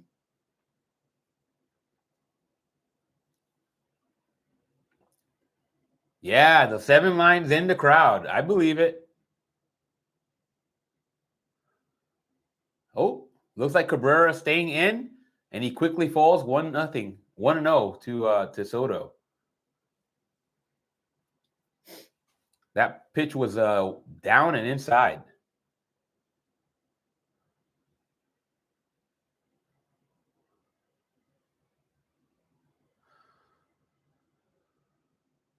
Two and 0 to Soto. We got Pete on deck. Let's see if we can get something cooking here. Like I said, we really need a run. We need a run by any means necessary.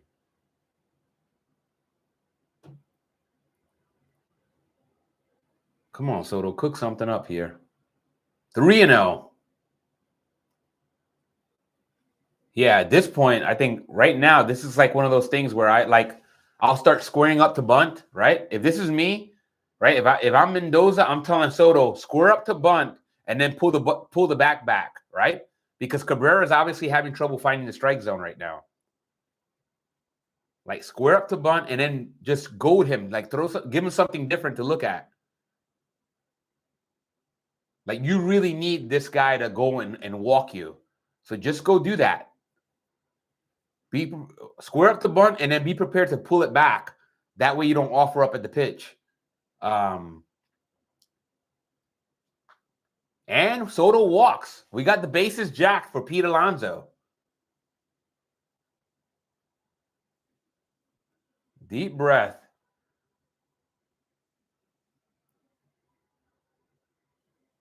Let's see if Pete can repeat some magic from the postseason. Nice apple blast would be fantastic. A little grand salami. But honestly, I would just take a base hit or even a walk. I will take a walk at this point from Pete. Just get a walk, right? Cabrera's having some trouble with command. And Pete lines out.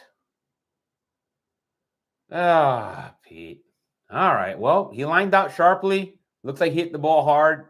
But the Mets come up scoreless. Loaded the bases and came up empty. Just like that, still 4-0.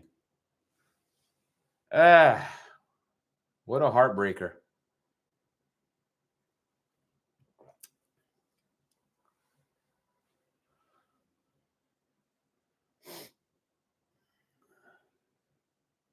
Yeah, Jody. Yeah, you might need to keep that Jaeger close by. I'm almost ready for a refill. Yeah, Pete smoked the ball. He smoked the ball. He just hit it right at left fielder.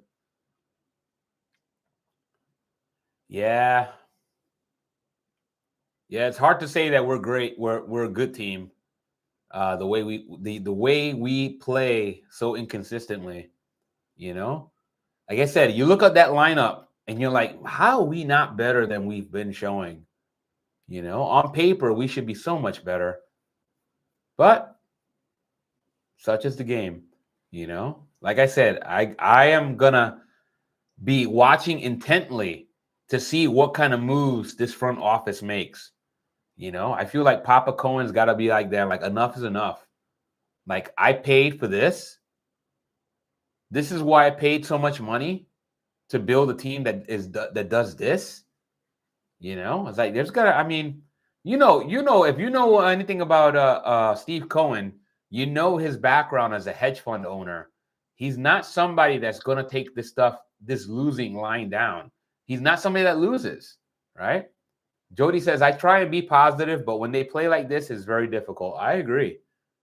I agree. It's just hard to be motivated when you see you see what kind of performance they're putting up there. So now we got Diaz in the game, right?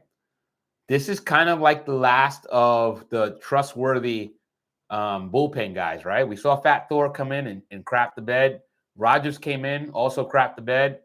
Um, even though Brazaban and Rayleigh did a pretty good job, um, like we had Manaya, Brazaban, then Rayleigh, then Fat Thor came in, crapped the bed. Tyler came in, crapped the bed further. Let's see if Diaz can go and keep this a 4-run game and give us a chance to come back. I just that last inning was a heartbreaker. We loaded the bases and we come up empty. Those are like daggers.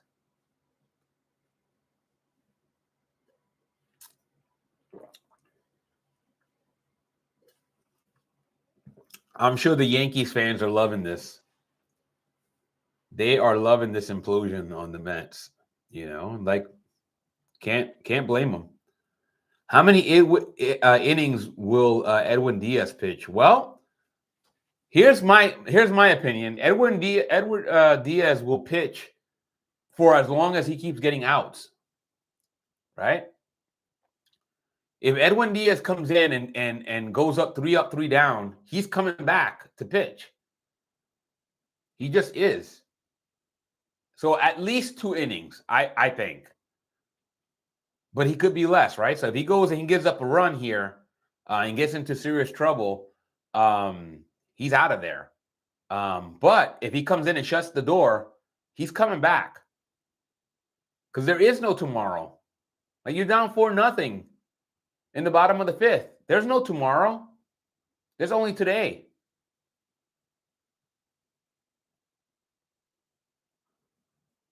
And I gotta think that unless the game is a laugher, right? We're gonna see Nolan McLean. If we can keep this a close game, and we're gonna see Nolan McLean, and maybe Peterson, because I feel like those are the only 2 trustworthy starters that we have. I mean, we still got Soto and we still got Helsley. I just don't know if they are gonna get the nod, especially after Stanek came in and crapped the bed, as well as Rogers. All right, so we got 1 out. Marcy flies out sharply to tap Tyrone Taylor. 1 down.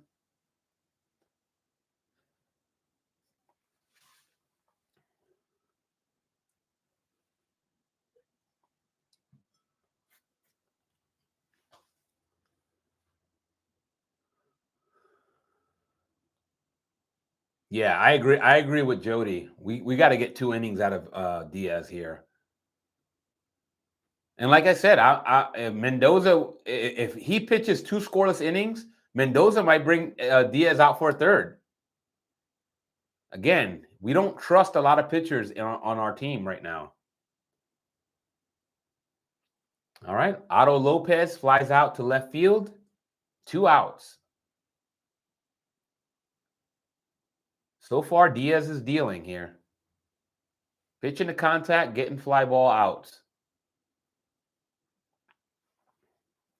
Yeah, I agree. Rayleigh did do well. I'll never understand a lot of the moves that we end up making, to be honest. You know, like Justin Hageman, I've seen him pitch so well, and I'm like, and then get DFA'd. I'm like, just boggles my mind. I'm like, are you trying not to win? Like, how does a pitcher come in, basically shut down, like come in relief, pitch 4 scoreless innings, and then get DFA'd?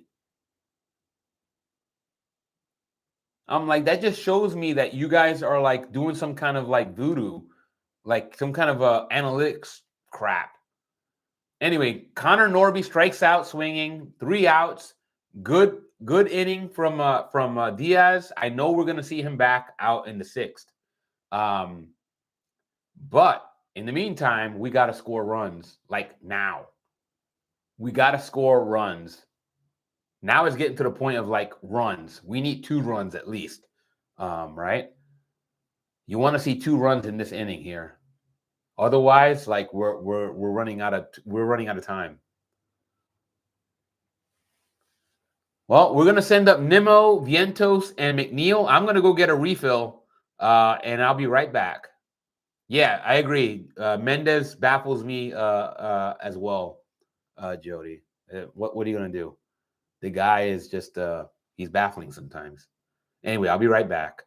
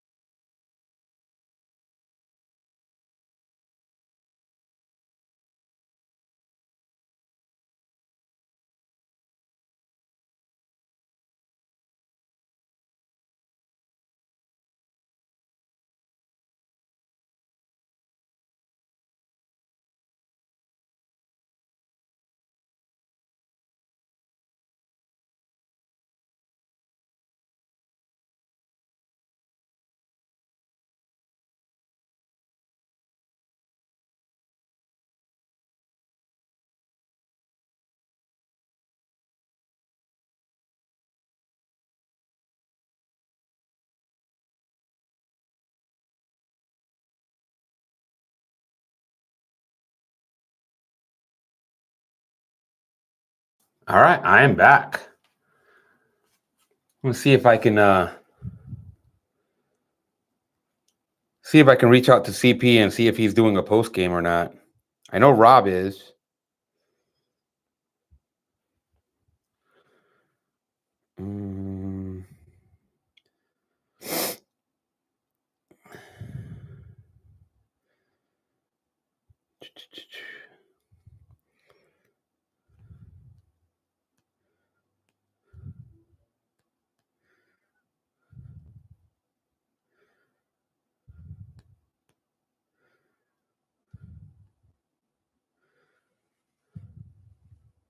All right. I didn't see any upcoming on CP's channel. Yeah, I just texted him only because sometimes he decides like later to do the post game. So I just wanted to text him and see if I could get an answer. I really wish Rob would just invite me to the post game. I'd love to do the post game with Rob. If CP's not going to be on there tonight, like throw me in there. I'll do the post game with you, Rob. Yeah. Again, I try not to force the issue. Like I said, they probably have their reasons. Maybe CP doesn't really want me on there. That's fine. I understand. Like I said, I'm okay. But I think it would be fun. I'd have a great time. Personally. So, and Jody says Keith, Ron, and Gary were just saying they wonder what the game plan is after the 5th. Yeah, agreed. Yeah. I mean, I know Rob said, when I mentioned doing the Dad's Day, um, he was like, "Oh yeah, we'll definitely do that." And then I never heard anything. I'm like, I think it'd be cool. It'd be me and CP and Rob and his dad to get on the stream. But whatever. I'm an old guy. What am I? What do I know, right? All right, Viento singles on a sharp line drive to right field. So Roberto Semente gets on base again. Let's see if he can steal another base. And maybe Rob's dad too. Yeah, I agree. Seemed like a nice enough fellow. I don't think he's a hat guy, but who knows? Maybe he is.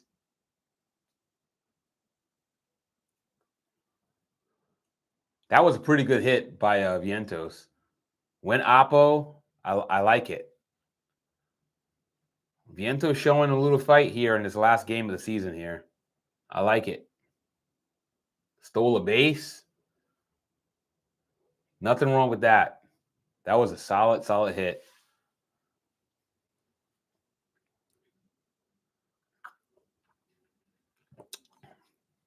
Here you go. You got a left-hander up, right?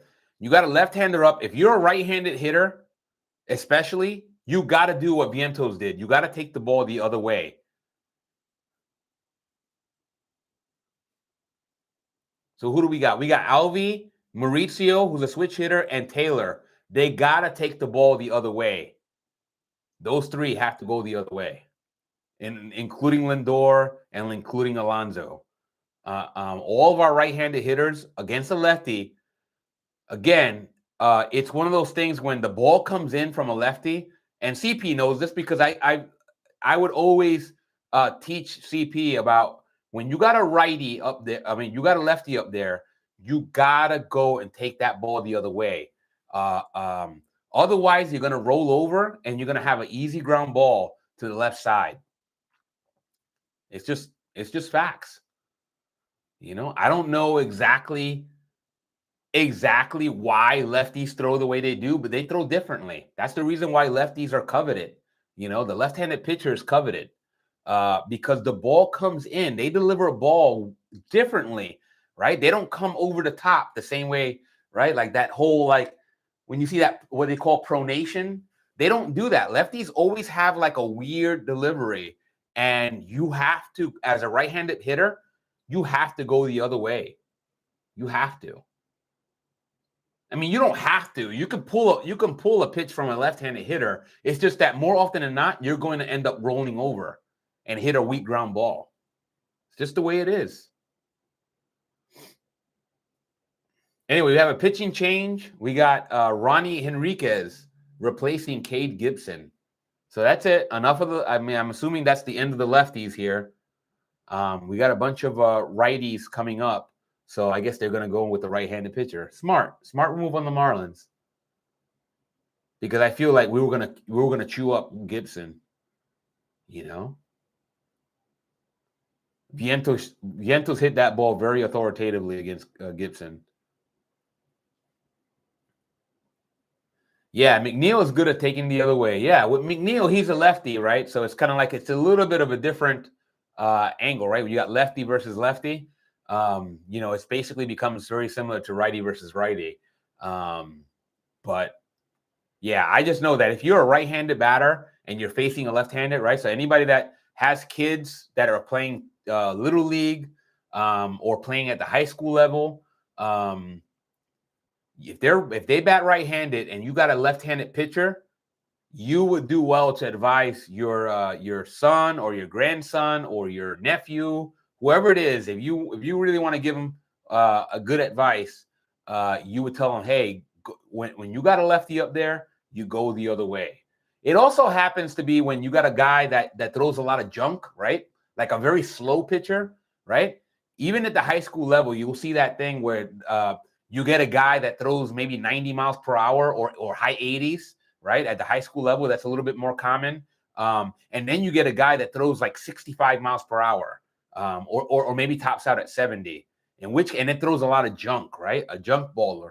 Those guys, you also have to go the other way. If they're a righty and they're a junk baller and you're a righty, you go the other way on them. Again, it doesn't mean you can't pull the pitch. You can. It's just that you're more likely to roll over on those guys, on those type of pitchers. And you're better off. Your best bet to get a hit is to go the other way and really smoke that ball in the gap. Yeah, that's how they pick which pitchers to use. Yeah. We got a batter timeout. We got 1-1 count on Alvarez. With Vientos on first base. Let's see if Vientos ends up stealing another bag. Would actually be kind of nice to get a runner in scoring position here. But again, Vientos is one of those guys that you're like, I don't know how many times you can keep stealing with Vientos before you press your luck, right? The guy is not fast. Oh, it's McNeil on first. Got it. Okay, it was a force out. That's right. Sorry, McNeil. Also not very especially fast guy, but McNeil's not slow. He's not fast, but he's not slow. He's not Vientos slow. Nobody's Vientos slow. Like I said, I'm pretty sure Steve Cohen can beat Vientos out in a foot race. I might actually have to pay to see that.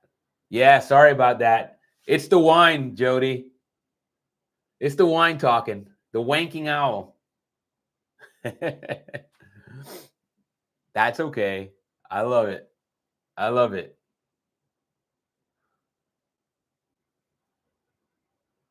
Just me having a little bit of a senior moment, you know. Also want to make sure you guys are paying attention too, you know. That's what it is. It's not like I'm fallible or anything.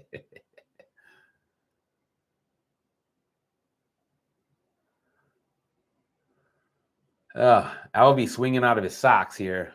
Let's take the ball. Let's have a nice controlled swing, Alvy. Yeah, Jody.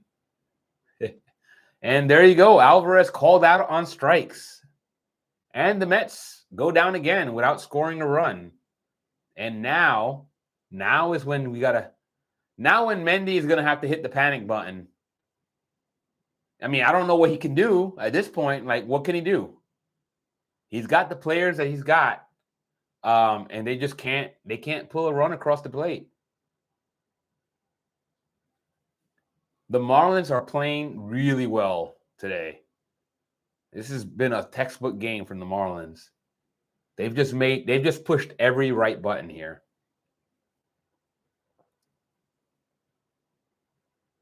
They have made no real serious mistakes. And any mistakes they've made in terms of like the walks and things like that, we've not made them pay. Well, we got a lot of sad faces out in the over in Florida there with Mets fans. They're not feeling confident. Can't blame them. Like I said, they traveled all that way to go and catch their Mets, hopefully do something good. And right now they've been they got a bit fact zero staring at their face. Yeah, the Marlins have played really well the entire second half of the season. Yeah, shout out to the Marlins. Like I said, they're not going to roll over. Just like the Nationals, when they play the Mets, they don't roll over. Like, they get up to play against us, you know? And I feel like the Marlins, you know, they've played spoiler to a lot of teams, you know? I like that. I really do. I got to respect that because, again, this is you know, you don't want to come in there and watch a laugher, right? Nobody like – You don't want to come in and watch a game and you're like, all right, the Mets are definitely going to win. Like, if they don't win, that's just, you know. Like, the Marlins are sneaky good. Yeah, I know how those fans feel. I agree. I can definitely empathize. But the good thing is that we didn't travel to Florida like they did, you know. I'm not trying to call them, you know, and point out the a sore spot, you know, and poke holes at them, but they traveled a long way, so they're probably extra salty right now. They were thinking they were going to come up and watch greatness, and they watched a big fat zero so far. We've laid an egg, a goose egg. Yeah, they want to go out with a bang. Agreed. Hopefully, they're still having a decent enough time. I mean, I don't know. I've never been to the Florida Marlins Park. I just never seen it really.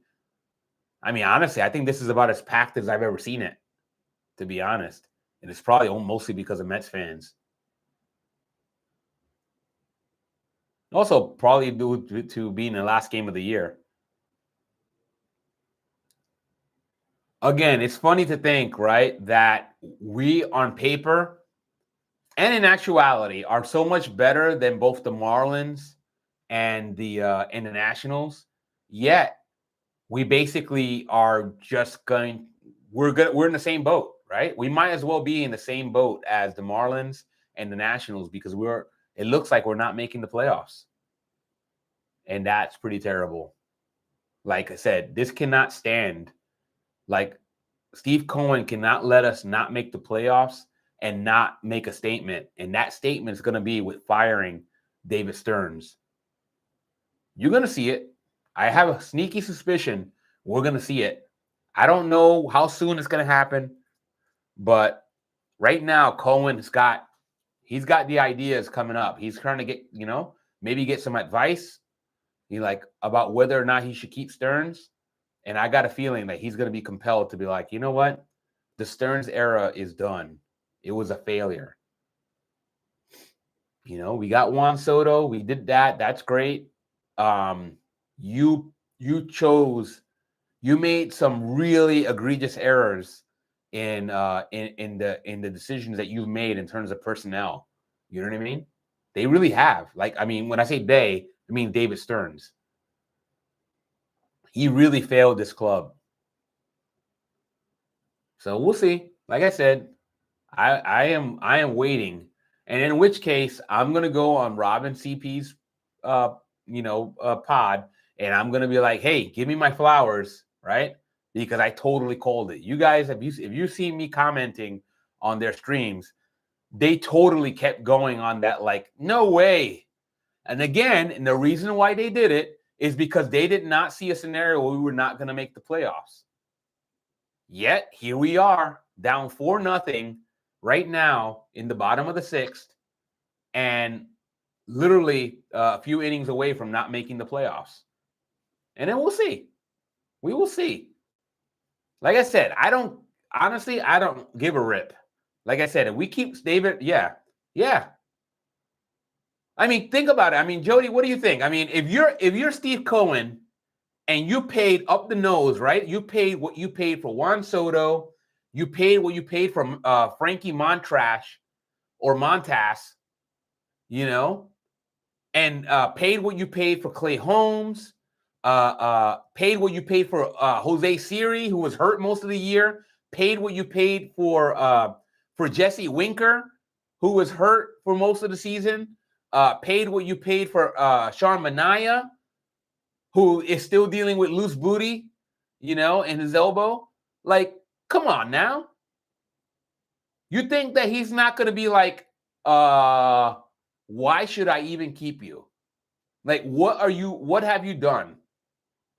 Literally, what have you done, David Stearns? Right? I mean, it's natural.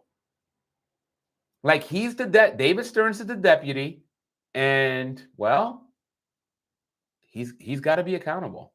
Anyway, I'll stop on that because I don't want to go full. I don't want to go full Rob rant. That's not my style. But like I gotta think Stearns is gonna be done. We lose this game, Stearns is done.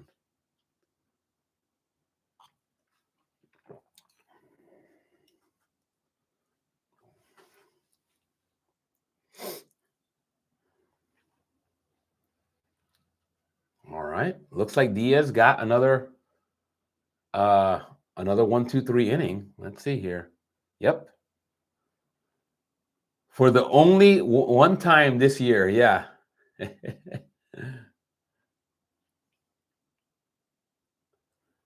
All right, we're gonna send Mauricio, Taylor, and Lindor, the top of the order, up in the top of the 7th. So we are getting down to our last few outs here. Well, let's find out. Let's find out what kind of what kind of comeback we have in us.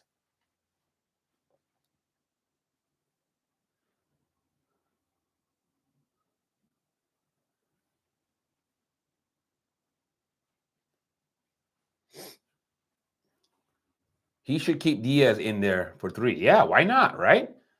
Diaz has been dealing. It's the last game of the season. You're down 4-0. What could go wrong? Diaz gets hurt. You're probably going to lose anyway unless you start scoring. You go, right? And obviously, if he does get hurt and we make the playoffs, right? Let's say we come back and win. Everybody's gonna be like, I can't believe it. I'm like, no, you can believe it. You know what I mean? I'm like, you could definitely believe it. Like, we needed Diaz out there because we couldn't trust anybody. Because the only other guy I would put in there other than Diaz would be Nolan McLean. Literally the only guy. And who knows what he's going to get with Nolan McLean on short rest, right? Like, the guy's he's a young kid and he's already got stamina problems. You know, I think, honestly, Nolan McLean could still pitch 3 innings today and be just fine. But Diaz just got 6 straight outs. Let's give him a chance. Yeah. Thank you, Jody. Like, right now, there's nobody else in the circle of trust other than Diaz and McLean. So, you know, even Peterson. Peterson would be maybe the third guy. But you've seen, like, how shaky he's been, right? So right now, like, even Peterson's kind of like, I don't know. Don't know about Peterson, you know, although overall I believe in Peterson, right? Like, over the course of a season, I believe in Peterson. It's just, you know, he's been iffy lately.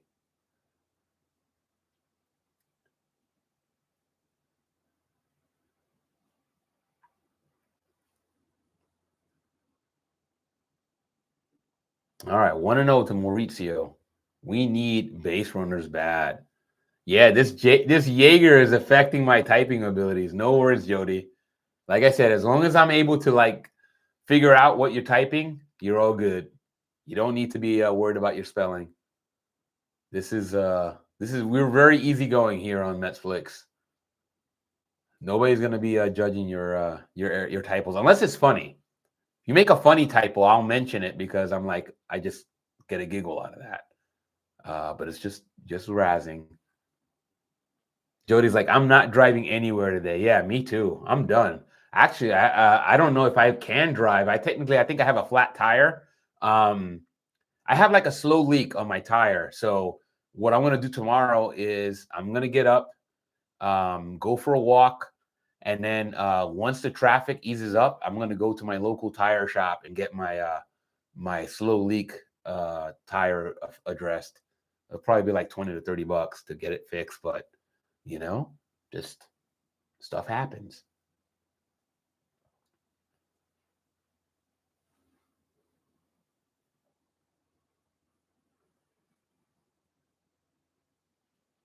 All right, it is 1-2 to Jared Young.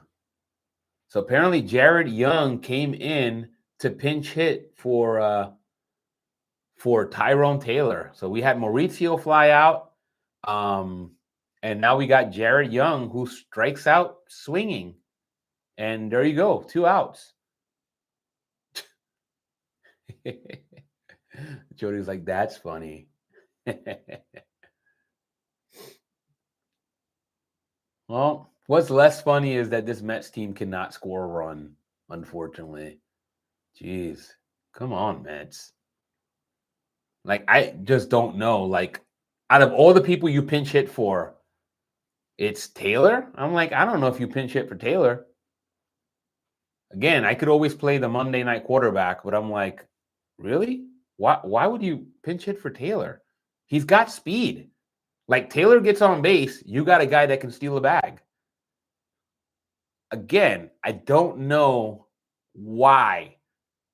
You know, it's like the whole Simon Sinek start with why, right? Why would you pinch hit for Taylor there? I understand the lefty. You want to throw the lefty up there. But let's say Jared Young gets on base. Is Jared Young somebody that can steal a base like Tyrone Taylor? He's not. But whatever. Won't go another rant, I promise. And that'll bring up Lindor with 2 outs. And Lindor's up 3-1. See if we can get a 2-out base runner in Lindor. We need something. Like, we literally are running out of time here.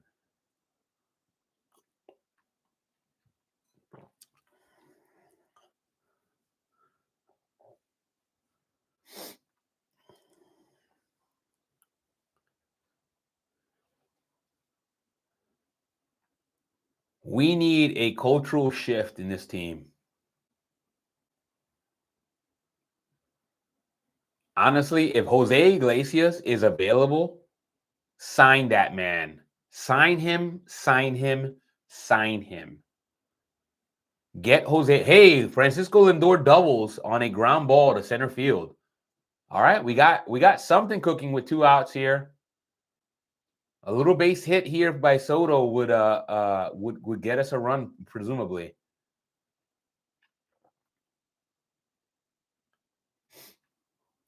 And Soto takes a strike and then quickly calls timeout. Yeah, we need a cultural shift in this dugout. We need Jose Iglesias. That was the one guy that, and again, I was somebody that was on board with not signing Iglesias, but now in hindsight, that was a big mistake. Big mistake not signing Iglesias. I understand it. I understand why, but we needed that guy in the dugout. He was a catalyst. So if we have the opportunity to get Jose Iglesias back, I don't care. Make him a hitting coach. You don't want Iglesias on the field? Make him a coach on this team. Pay him like a player. I don't care. But we need we need that guy's energy in this team. Somehow, some way. If it's not on the field, we need it in we need his energy in somehow as a coach. Yeah, everybody loved Jose Iglesias. There was not one person, not one Mets fan that hated Jose Iglesias. To know him is to love him. He was passionate. He wore his emotions on his sleeves. He was the one guy that, right? Like everybody talks about Harrison Bader. Oh, Harrison Bader was this. I'm like, forget Harrison Bader. You know, I love saying Master Bader just like anybody, as much as anybody. But Jose Iglesias was the heart of this team last year, and losing him was a big mistake. And just like that, Juan Soto pops out to second base, and the Mets fail to score again. Newsflash. Here's something different. The Mets don't score again. Yeah, did you ever watch his OMG Mets song on you? Of course I did. Yeah, I love that song. It's impossible not to love that song. Like I said, look at that video, and then you automatically, like, right? If somebody never watched any baseball and they say, what's the big deal about this Jose Iglesias guy? I'm like, watch that video. How do you not, like, that guy has fun every time. He has fun. That's what this team is missing. They're missing guys that like to have fun. This team is way too business. Yeah, it's a very cool video. It's a very catchy, right? It's a snappy song. And it totally fits his personality. That's how he plays baseball. He plays baseball like he does his songs and his videos. You know? And the reason why that's important is because that's infectious, right? Having fun is infectious, you know? Hey, Phil, what's going on? The Mets are over. This is what they do. Yeah. Yeah. Sorry, Phil. You know, it's resorted to drinking. Me and Jody are drinking now. We're drowning our sorrows in alcoholic beverages. I got some wine. Jody's got Jägermeister. And, you know, what are you going to do, man? Shout out to Phil. Phil's a cool kid, cool dude, man. I keep wanting to call Phil a kid. I know he's not a kid. Phil, sorry about that. Is that you're younger than me? So like when you know, and you have a youthful look, you know. But Phil's a good dude. Shout out to Phil. Oh, thank you, Phil. No, you're cool. So there. uh yeah, no, Phil says, sorry, I just got on. I was cutting 3 yards today. Wow. Phil, man. Way to get that paper, man. Shout out to Phil for keeping grinding, man. Yeah, Phil, don't forget to smash the like. You know, Phil, you know, you might be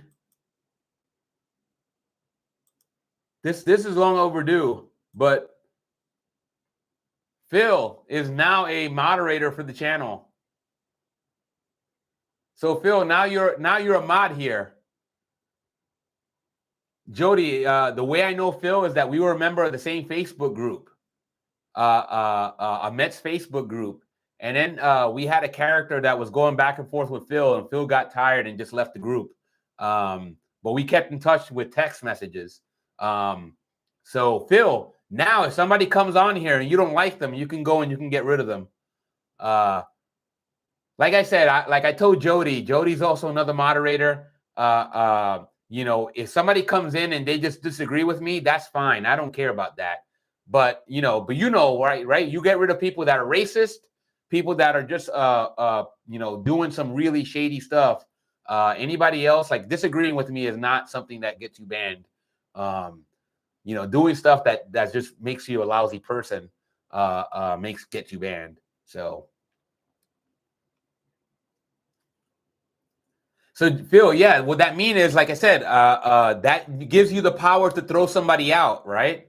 So like, you know, this channel is pretty small. We have really nice people that come on here, but like if this channel gets bigger, you know how the internet works.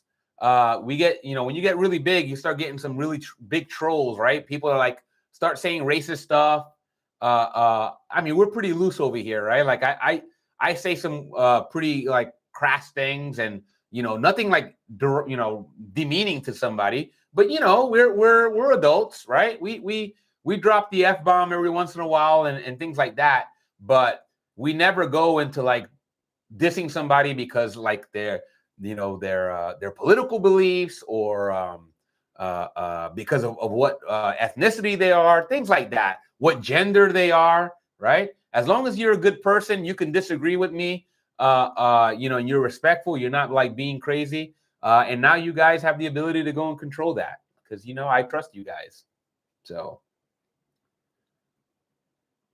yeah, Phil won't be an idiot troll. The more mods, the merrier. Yeah, like I said, again, you know, I don't mean to dilute the mod privilege, but you know, I happen to know Phil very well, and you know, he's a good dude. I know he's a good dude. So, and I know he had a weird experience already. You know, if he was a mod on that Mets Facebook, he would have just taken care of it, right? But I'm not a mod there, and neither is he, and we couldn't take care of that issue. But here we can. All right, looks like Edwards just stole second base. Looks like the Marlins are not really, you know, they're not done. They're still trying to score. Again, you got to respect this Marlins team. They're not going to just lay down. You got to respect that. Again, I want my Mets to win. It's just that I want to see good baseball. I prefer to see my team play good baseball. But if it's the other team and we end up playing like crap, well, at least I get to see good baseball, you know? Jody says, yeah, Phil, we can kick Phillies fans right out if they misbehave. Block them. Yeah. We have the power, Phil. Jody, yeah. Again, we don't kick them out because they're a Phillies fan. We kick them out if they say something really like, you know, terrible. You know, like I said, you can't blame Phillies fans for fanning. You know, it's just the way they fan. That's we can blame them for that.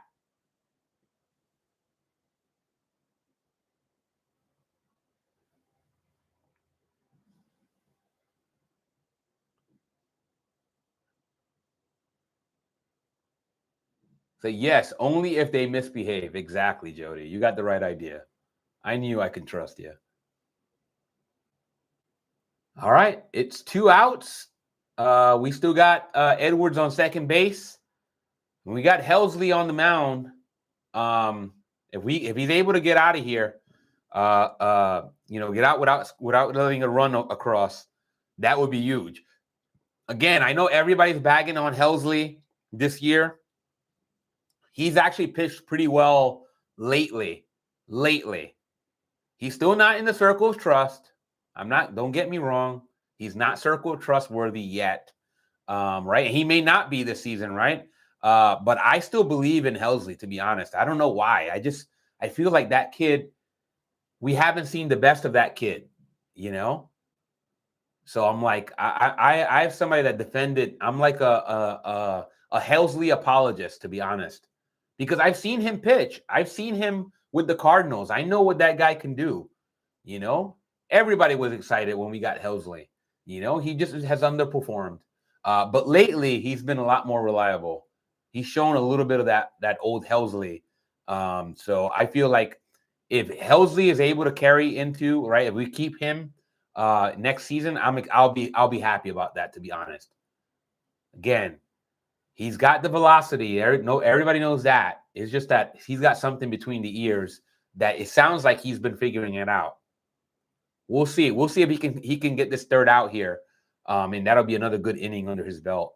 You know, his baby steps. You know, and we got Soto. We got Greg Soto in the warming up. So this just could be the only inning that we see from Helsley. Hopefully, he's able to stop the threat here.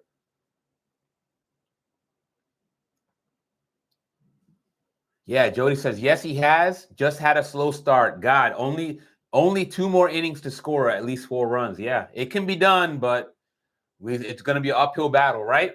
If we would have scored 1 run in each of the last couple innings, now the game looks a lot different. But 4 runs, that's again, it's doable, but we're gonna have to like put in some work, and we got to get a stop right now. We got to get this out.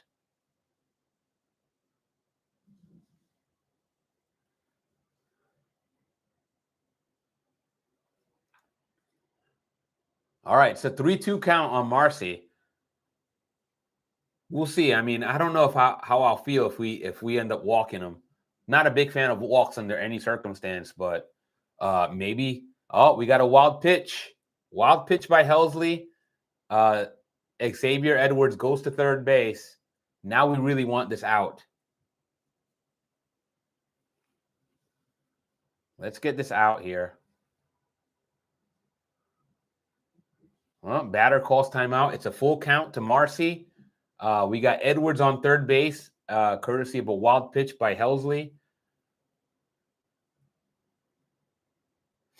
Like I said, I really want to see from Helsley is a lot more work on the mental game. This is what I think, like Helsley's problem is not tipping his pitches. I got to think that's not, if that was a problem, that's something that he probably has already addressed, right? Helsley's problem really is the between the ears. I'll keep saying it. I said it before. I'll keep saying it again. His issue is mental.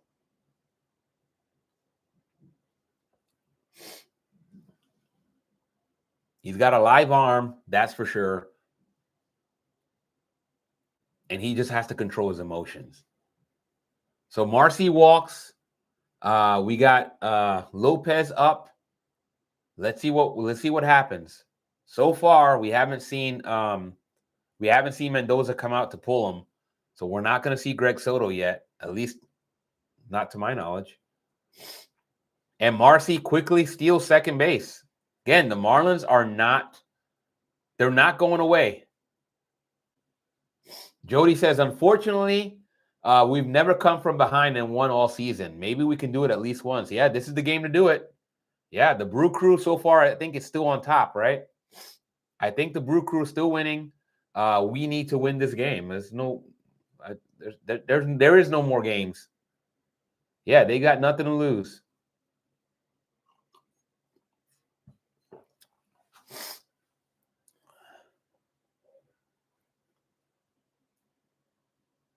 Yeah. Yeah, the Marlins. That's right. The Marlins.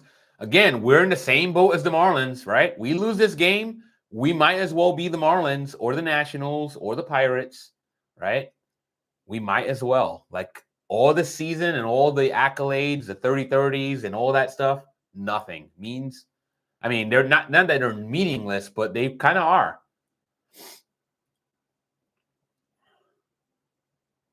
We need to get this out. We need to go start like seriously scoring some runs now. But first, we need this out.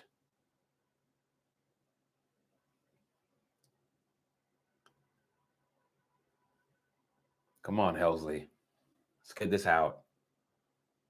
Let's get this out. All right, strike out. And Helsley comes through with another scoreless inning. He gets in a little trouble, but he gets out of it by striking out Otto Lopez. Well done, Ryan Helsley. Again, I like this kid. I like this kid.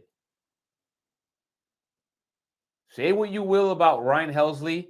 That kid, he's got a live arm. He's got a mental game, a mental issue, I think, that he needs to work on.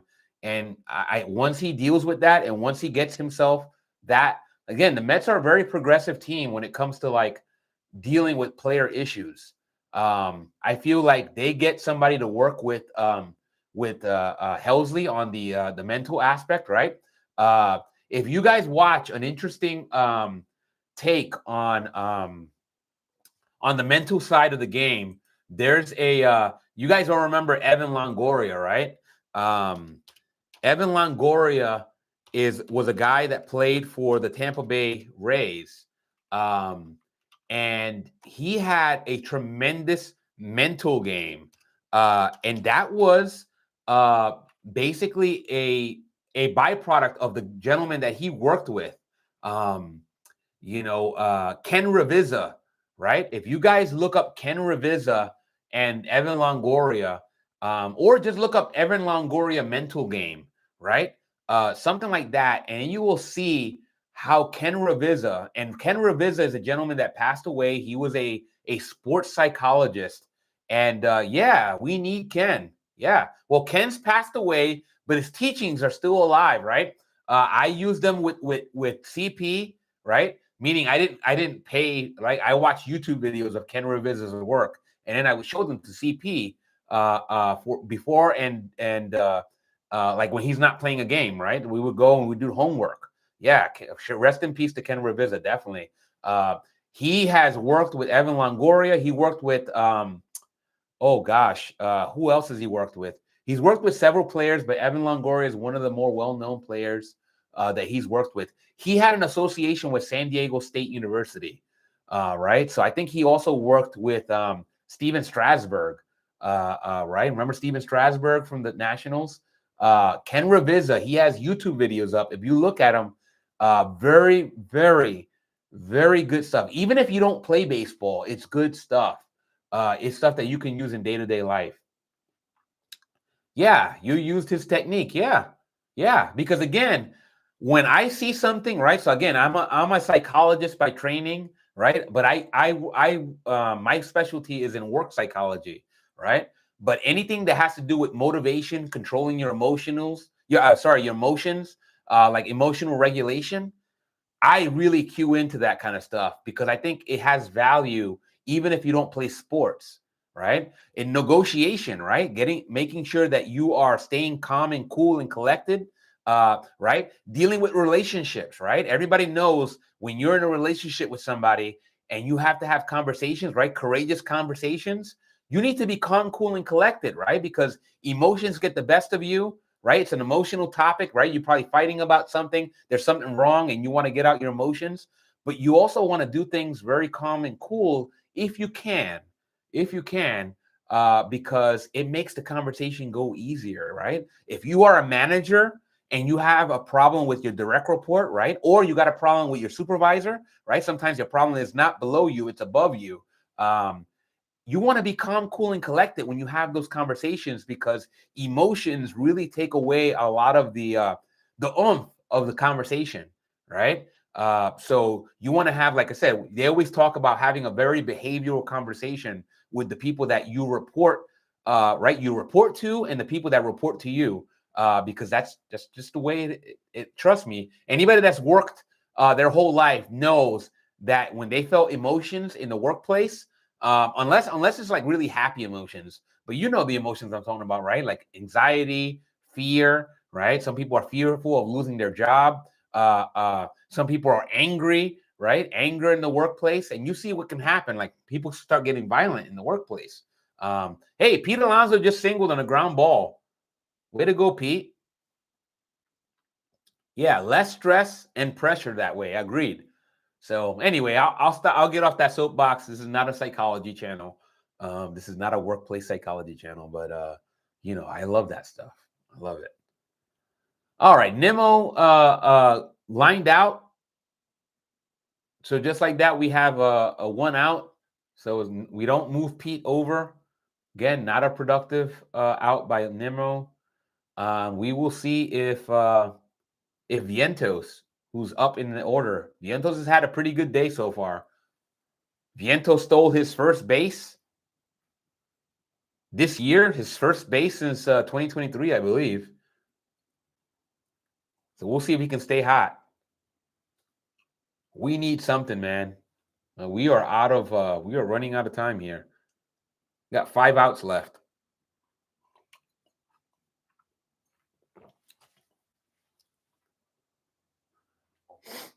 Yeah, this is when that mentality. Yeah, base hit Alonso. Yep. This is when that mentality of the 86 Mets, right? The 86 Mets, when they would get their backs against the wall, they would just tell each other, I'm not making the last out. No way I'm making the last out. And you see what the 86 Mets were able to do. They were a tough guy. Again, I don't recommend any team behaving the way the 86 Mets behaved, but they knew they were good, and they showed it. Like they refused to back down from anybody. We need some of that. Like I call it piss and vinegar. They need some of that piss and vinegar.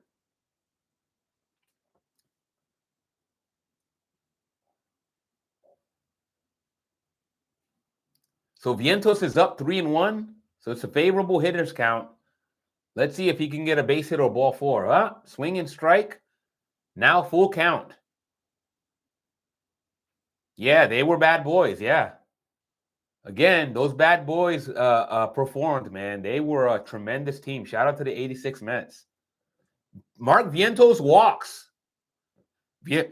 Vientos continues to have a good day. 2 walks and a base hit, including a stolen base. Very good day for Swaggy V. Shout out to Roberto Clemente.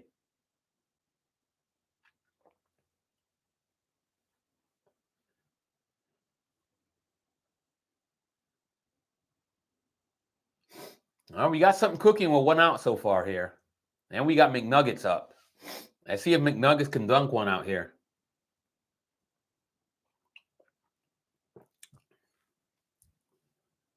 Nice gapper right now, which will change the complexion of this game. And a ball way outside. 1-1 to McNuggets. Jody says, what did I say? Just stand there and get walked. Stop chasing bad pitches. Agreed. Again, you know how pitchers go. They will try to get you to expand the zone. If you keep offering at it, they will keep doing it because you're going to make it easy for them.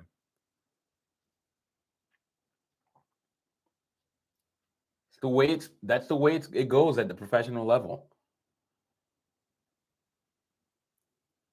But at the same time, if they go into the zone, you got to be prepared to make them pay. It's like CP and Rob talk about this all the time. And just like that, McNugget strikes out swinging, 2 outs.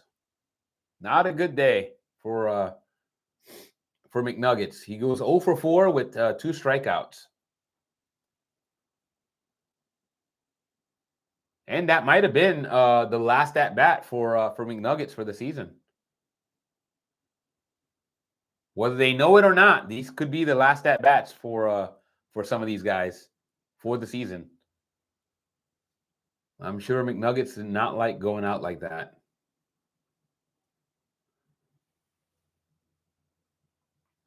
That's another guy. Again, I will not be sad to see go.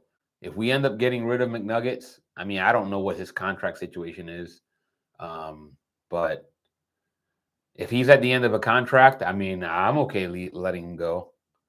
Like, we could do better.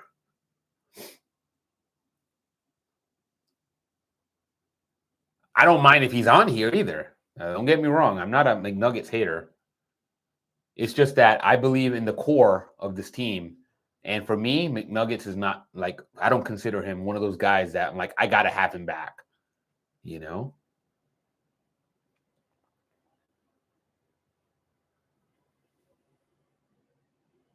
And Alvy falls behind 1 and 2.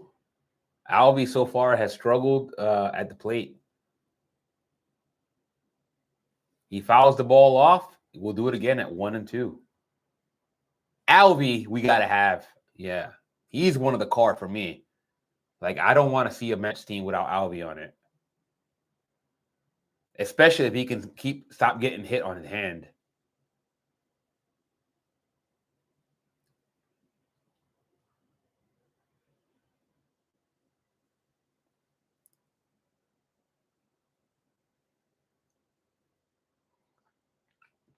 Yeah, in terms of starting lineup, for me, it's Lindor, Soto, Alonso, and Alvey. Everybody else, I could give a rip about.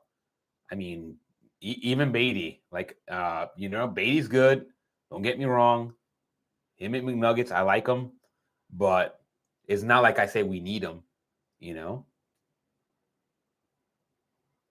Yeah, would have been ball 3. Agreed. Well, it's 3 and 2 now. Let's see if we can still come back and work something out here.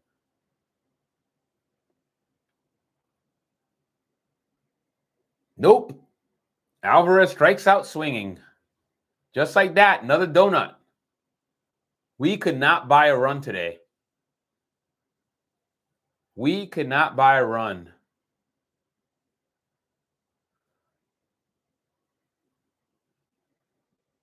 Yeah, Alvy struck out.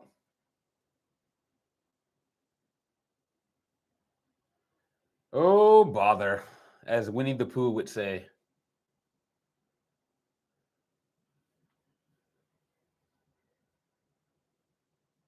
Anyway, guys, thanks for rocking with me. We are down in the 9th inning. Yeah, I'm not sure, to be honest. I'll have to I'm watching the replay right now of the at bat. Let's see. I think that was a ball. That was not a strike. That was a ball. Like, if he doesn't swing at that, he's on base.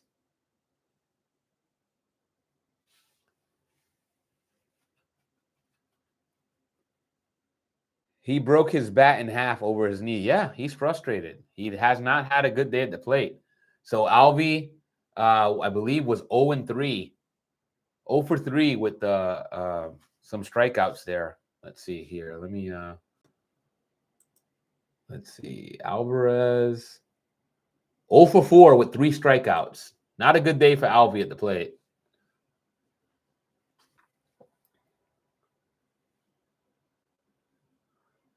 Yeah, everybody's frustrated. Well, Jody, the nice thing is, you're probably still going to be a Mets fan, so you're still going to enjoy this team next season.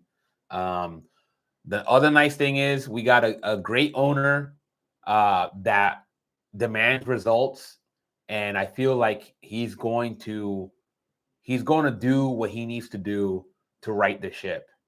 So, this will not alter my day in the least bit. I'm still gonna be smiling. I'm still going to watch the post game with Rob, and and who knows? I don't know if CP will be on it. Right now he's not. Let me see if he texted me. Let's see here. I got a text. Let me see if it's CP.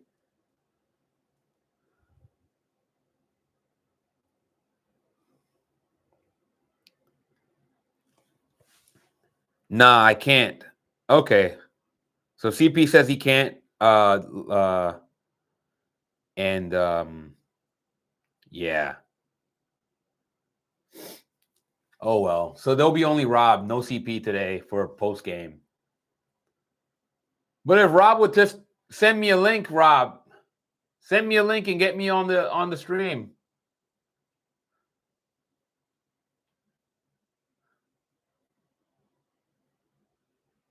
Would be easy.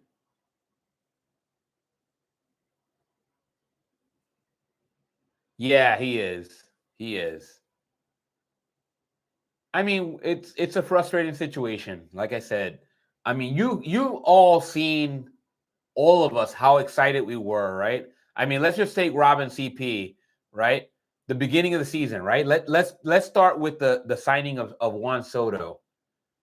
Come on now, as a Mets fan, you couldn't help but like feel elated, elated at the idea of Juan Soto joining this team, right? Knowing what we did last year without Juan Soto, and then like looking at this team on paper and saying, "Holy cow, this team is better than we were last year on paper." That's the key term. The key term here is on paper. But well, baseball doesn't work that way. You know, the best team on paper, it doesn't mean. Look at that. There we go. Norby has been killing us today. So Norby is on base again. This time with a double the left field. This kid has been murdering us today. So just like that, there's a double man on second base in scoring position with no outs. This Marlins team came to win.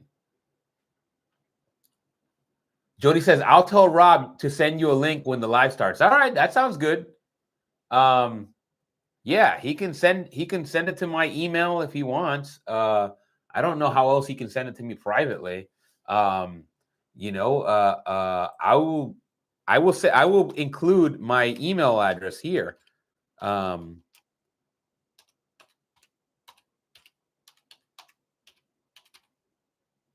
Yeah, tell him to email me there. Yeah, and then yeah, re-signing Pete, right? That was the other thing. We got Juan Soto and then we re-signed Pete. So we're like, holy crap. We weren't even thinking about like just playoffs. We were thinking about World Series. We were like, we're gonna win a World Series with this team. And then obviously Stearns convinced us that Frankie Montas was a great signing. And then we saw how bad that, how bad that turned out. So Jody, you saw my email address there? You can send that to Rob. If he wants to send me a link, I would join him on the stream. I was a hot chef. All right. I love it.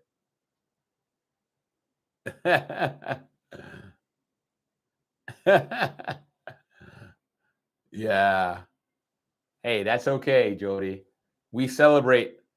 Hot chef sounds actually pretty interesting. That's kind of like the hot librarian, you know?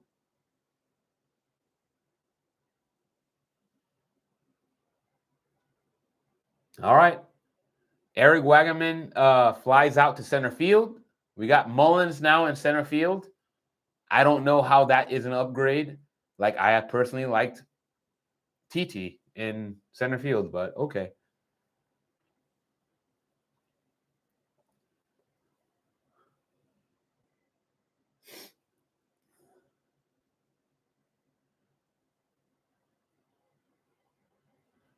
Yeah, Jody, that's autocorrect.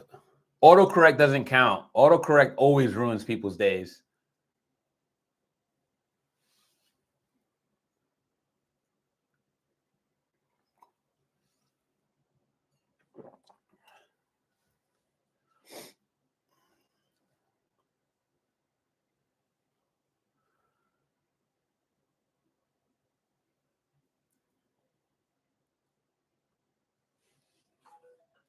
Let me see if I can send CP let me see if I can send him a message. Maybe CP can get to Rob as well.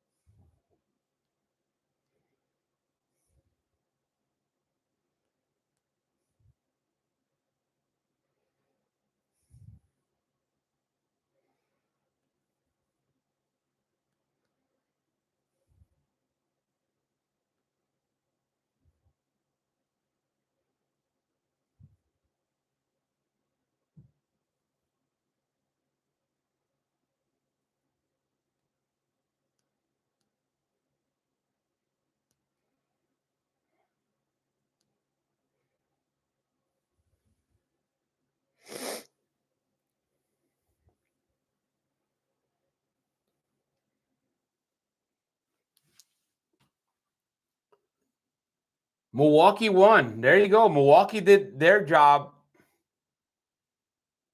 Unfortunately, we have not done ours. Geez, what a disappointment.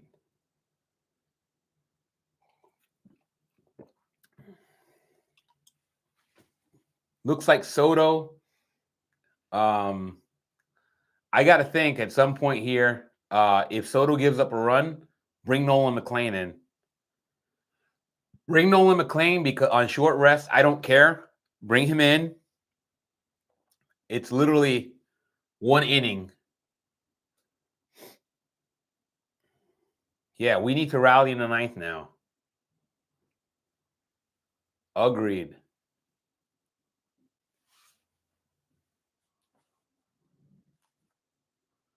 All right, so I texted CP. Right, he probably has Rob's phone number, and hopefully CP will do me that solid, and we'll text Rob.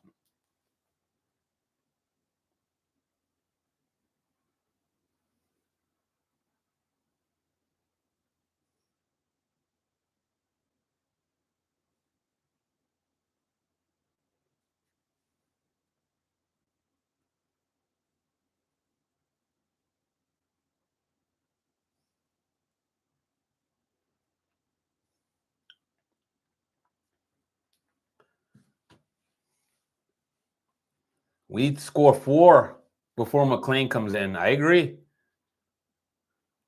I agree. Yeah, if we can score 4, we bring McLean in. Actually, if we give up 1 run here, I'm like, bring McLean in. Meaning, if Soto can't get the job done, bring him in now. Right? We need to get him. We need to get him out. Like he'll have to give us 4 outs. And you keep McLean in until we are able to, like, you know what I mean? It's just what we got to do. Wild pitch.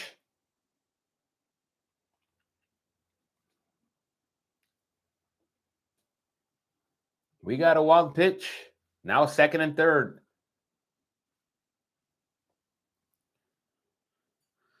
Like I said, I don't like McLean is probably not rested. We can't expect a whole lot from him, right? But that doesn't matter. The whole point is we're going to go out on our shield.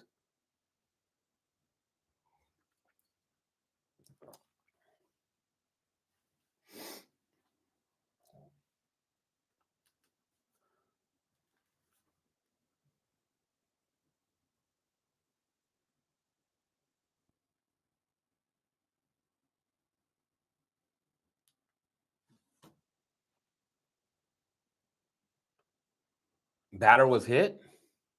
I don't think it was. I don't think. Wait a minute. Was it?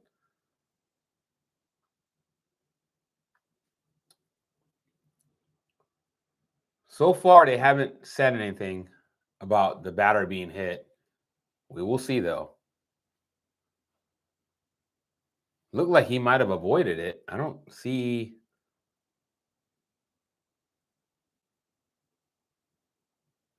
We'll see. They're probably reviewing it now. It kind of does look like the ball hit him on the foot, but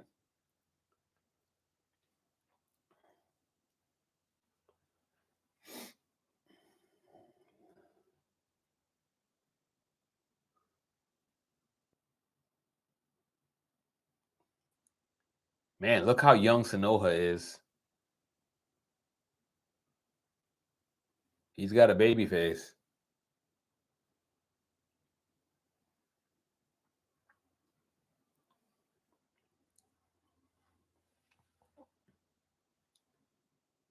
Yep.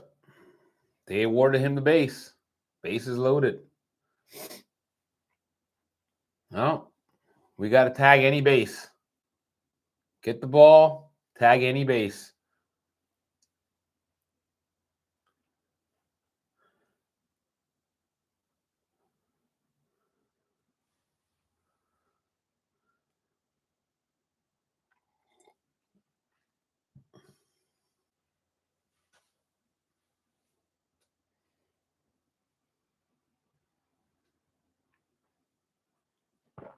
2-1 on Edwards. This is a dangerous hitter here. Edwards already has 2 hits on the day. Him and Norby wore us out.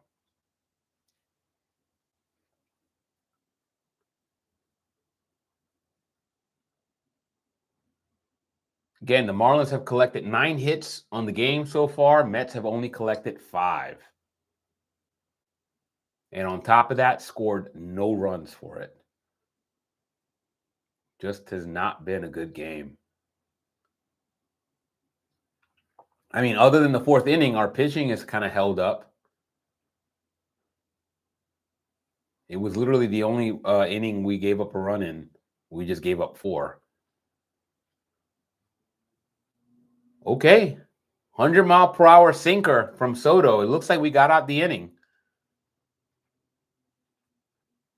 So Soto loads up the bases, but then gets Edwards to ground out to Pete Alonso.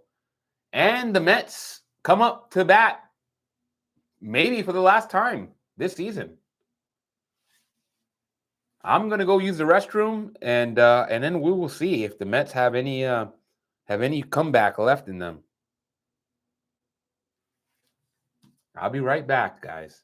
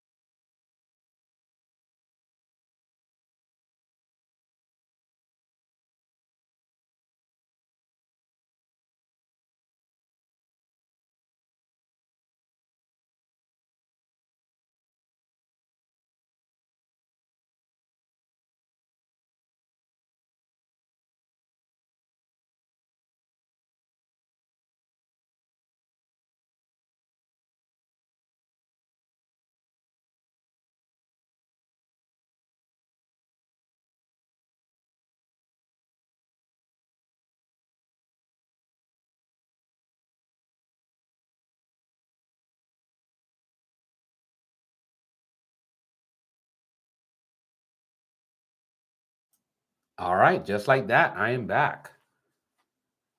All right, we got a pitching change. We got Tyler Phillips replaces Calvin Foucher.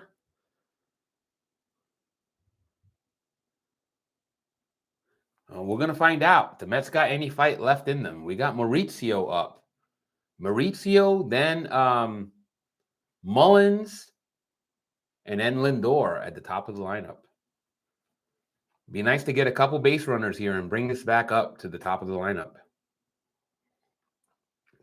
We got a defensive replacement. We got Joey Weimer replacing Hernandez in right field. And we also got Graham Pauley replacing third baseman Connor Norby.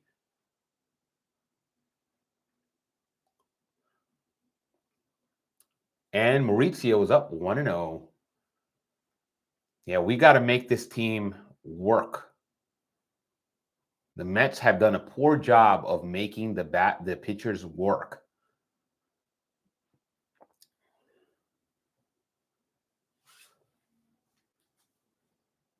I mean, we can do it. I mean, we've scored 5 runs in an inning. Like we definitely can do it. We just gotta do it though. Like there's no more pussyfooting here.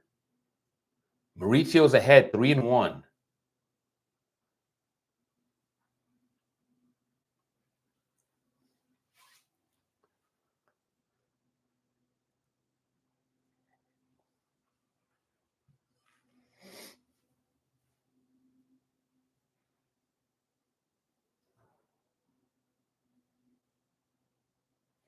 And Mauricio works a walk. Yeah, this is what boggles my mind. Why would you want Mullins up here? Again, I know Mullins is capable. He's got speed, but I don't trust Mullins as much as I trust Taylor. So again, that boggles my mind as to why we made that replacement, the way Mullins has been playing. Yeah, if you recall, We pinch hit for Tyrone Taylor. We pinch hit with Jared Young, and Jared Young struck out. I'm like, again, that boggles my mind. Like, unless Taylor was hurt, that's the only way I can justify that. And it looks like Mullins has an out. Hopefully he didn't hit into a double play. He flies out to right field. 1 out. That'll bring up the top of the order with Lindor. So we're definitely going to see, well, if we get hit, if Lindor hits into a double play, then we won't see Soto.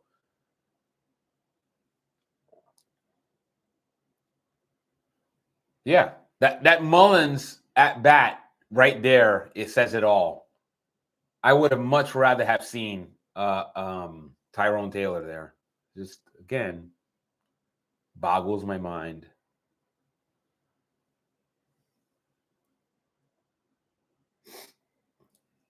Lindor's down 0-1, and it's an out. Hopefully not a double play ball. Hopefully we'll get to see Soto up. Nope. That's it. Double play ball. The inning is over. The Mets are done for the season. And your final score, the Mets 0, the Marlins 4. And that is the end of our season, guys.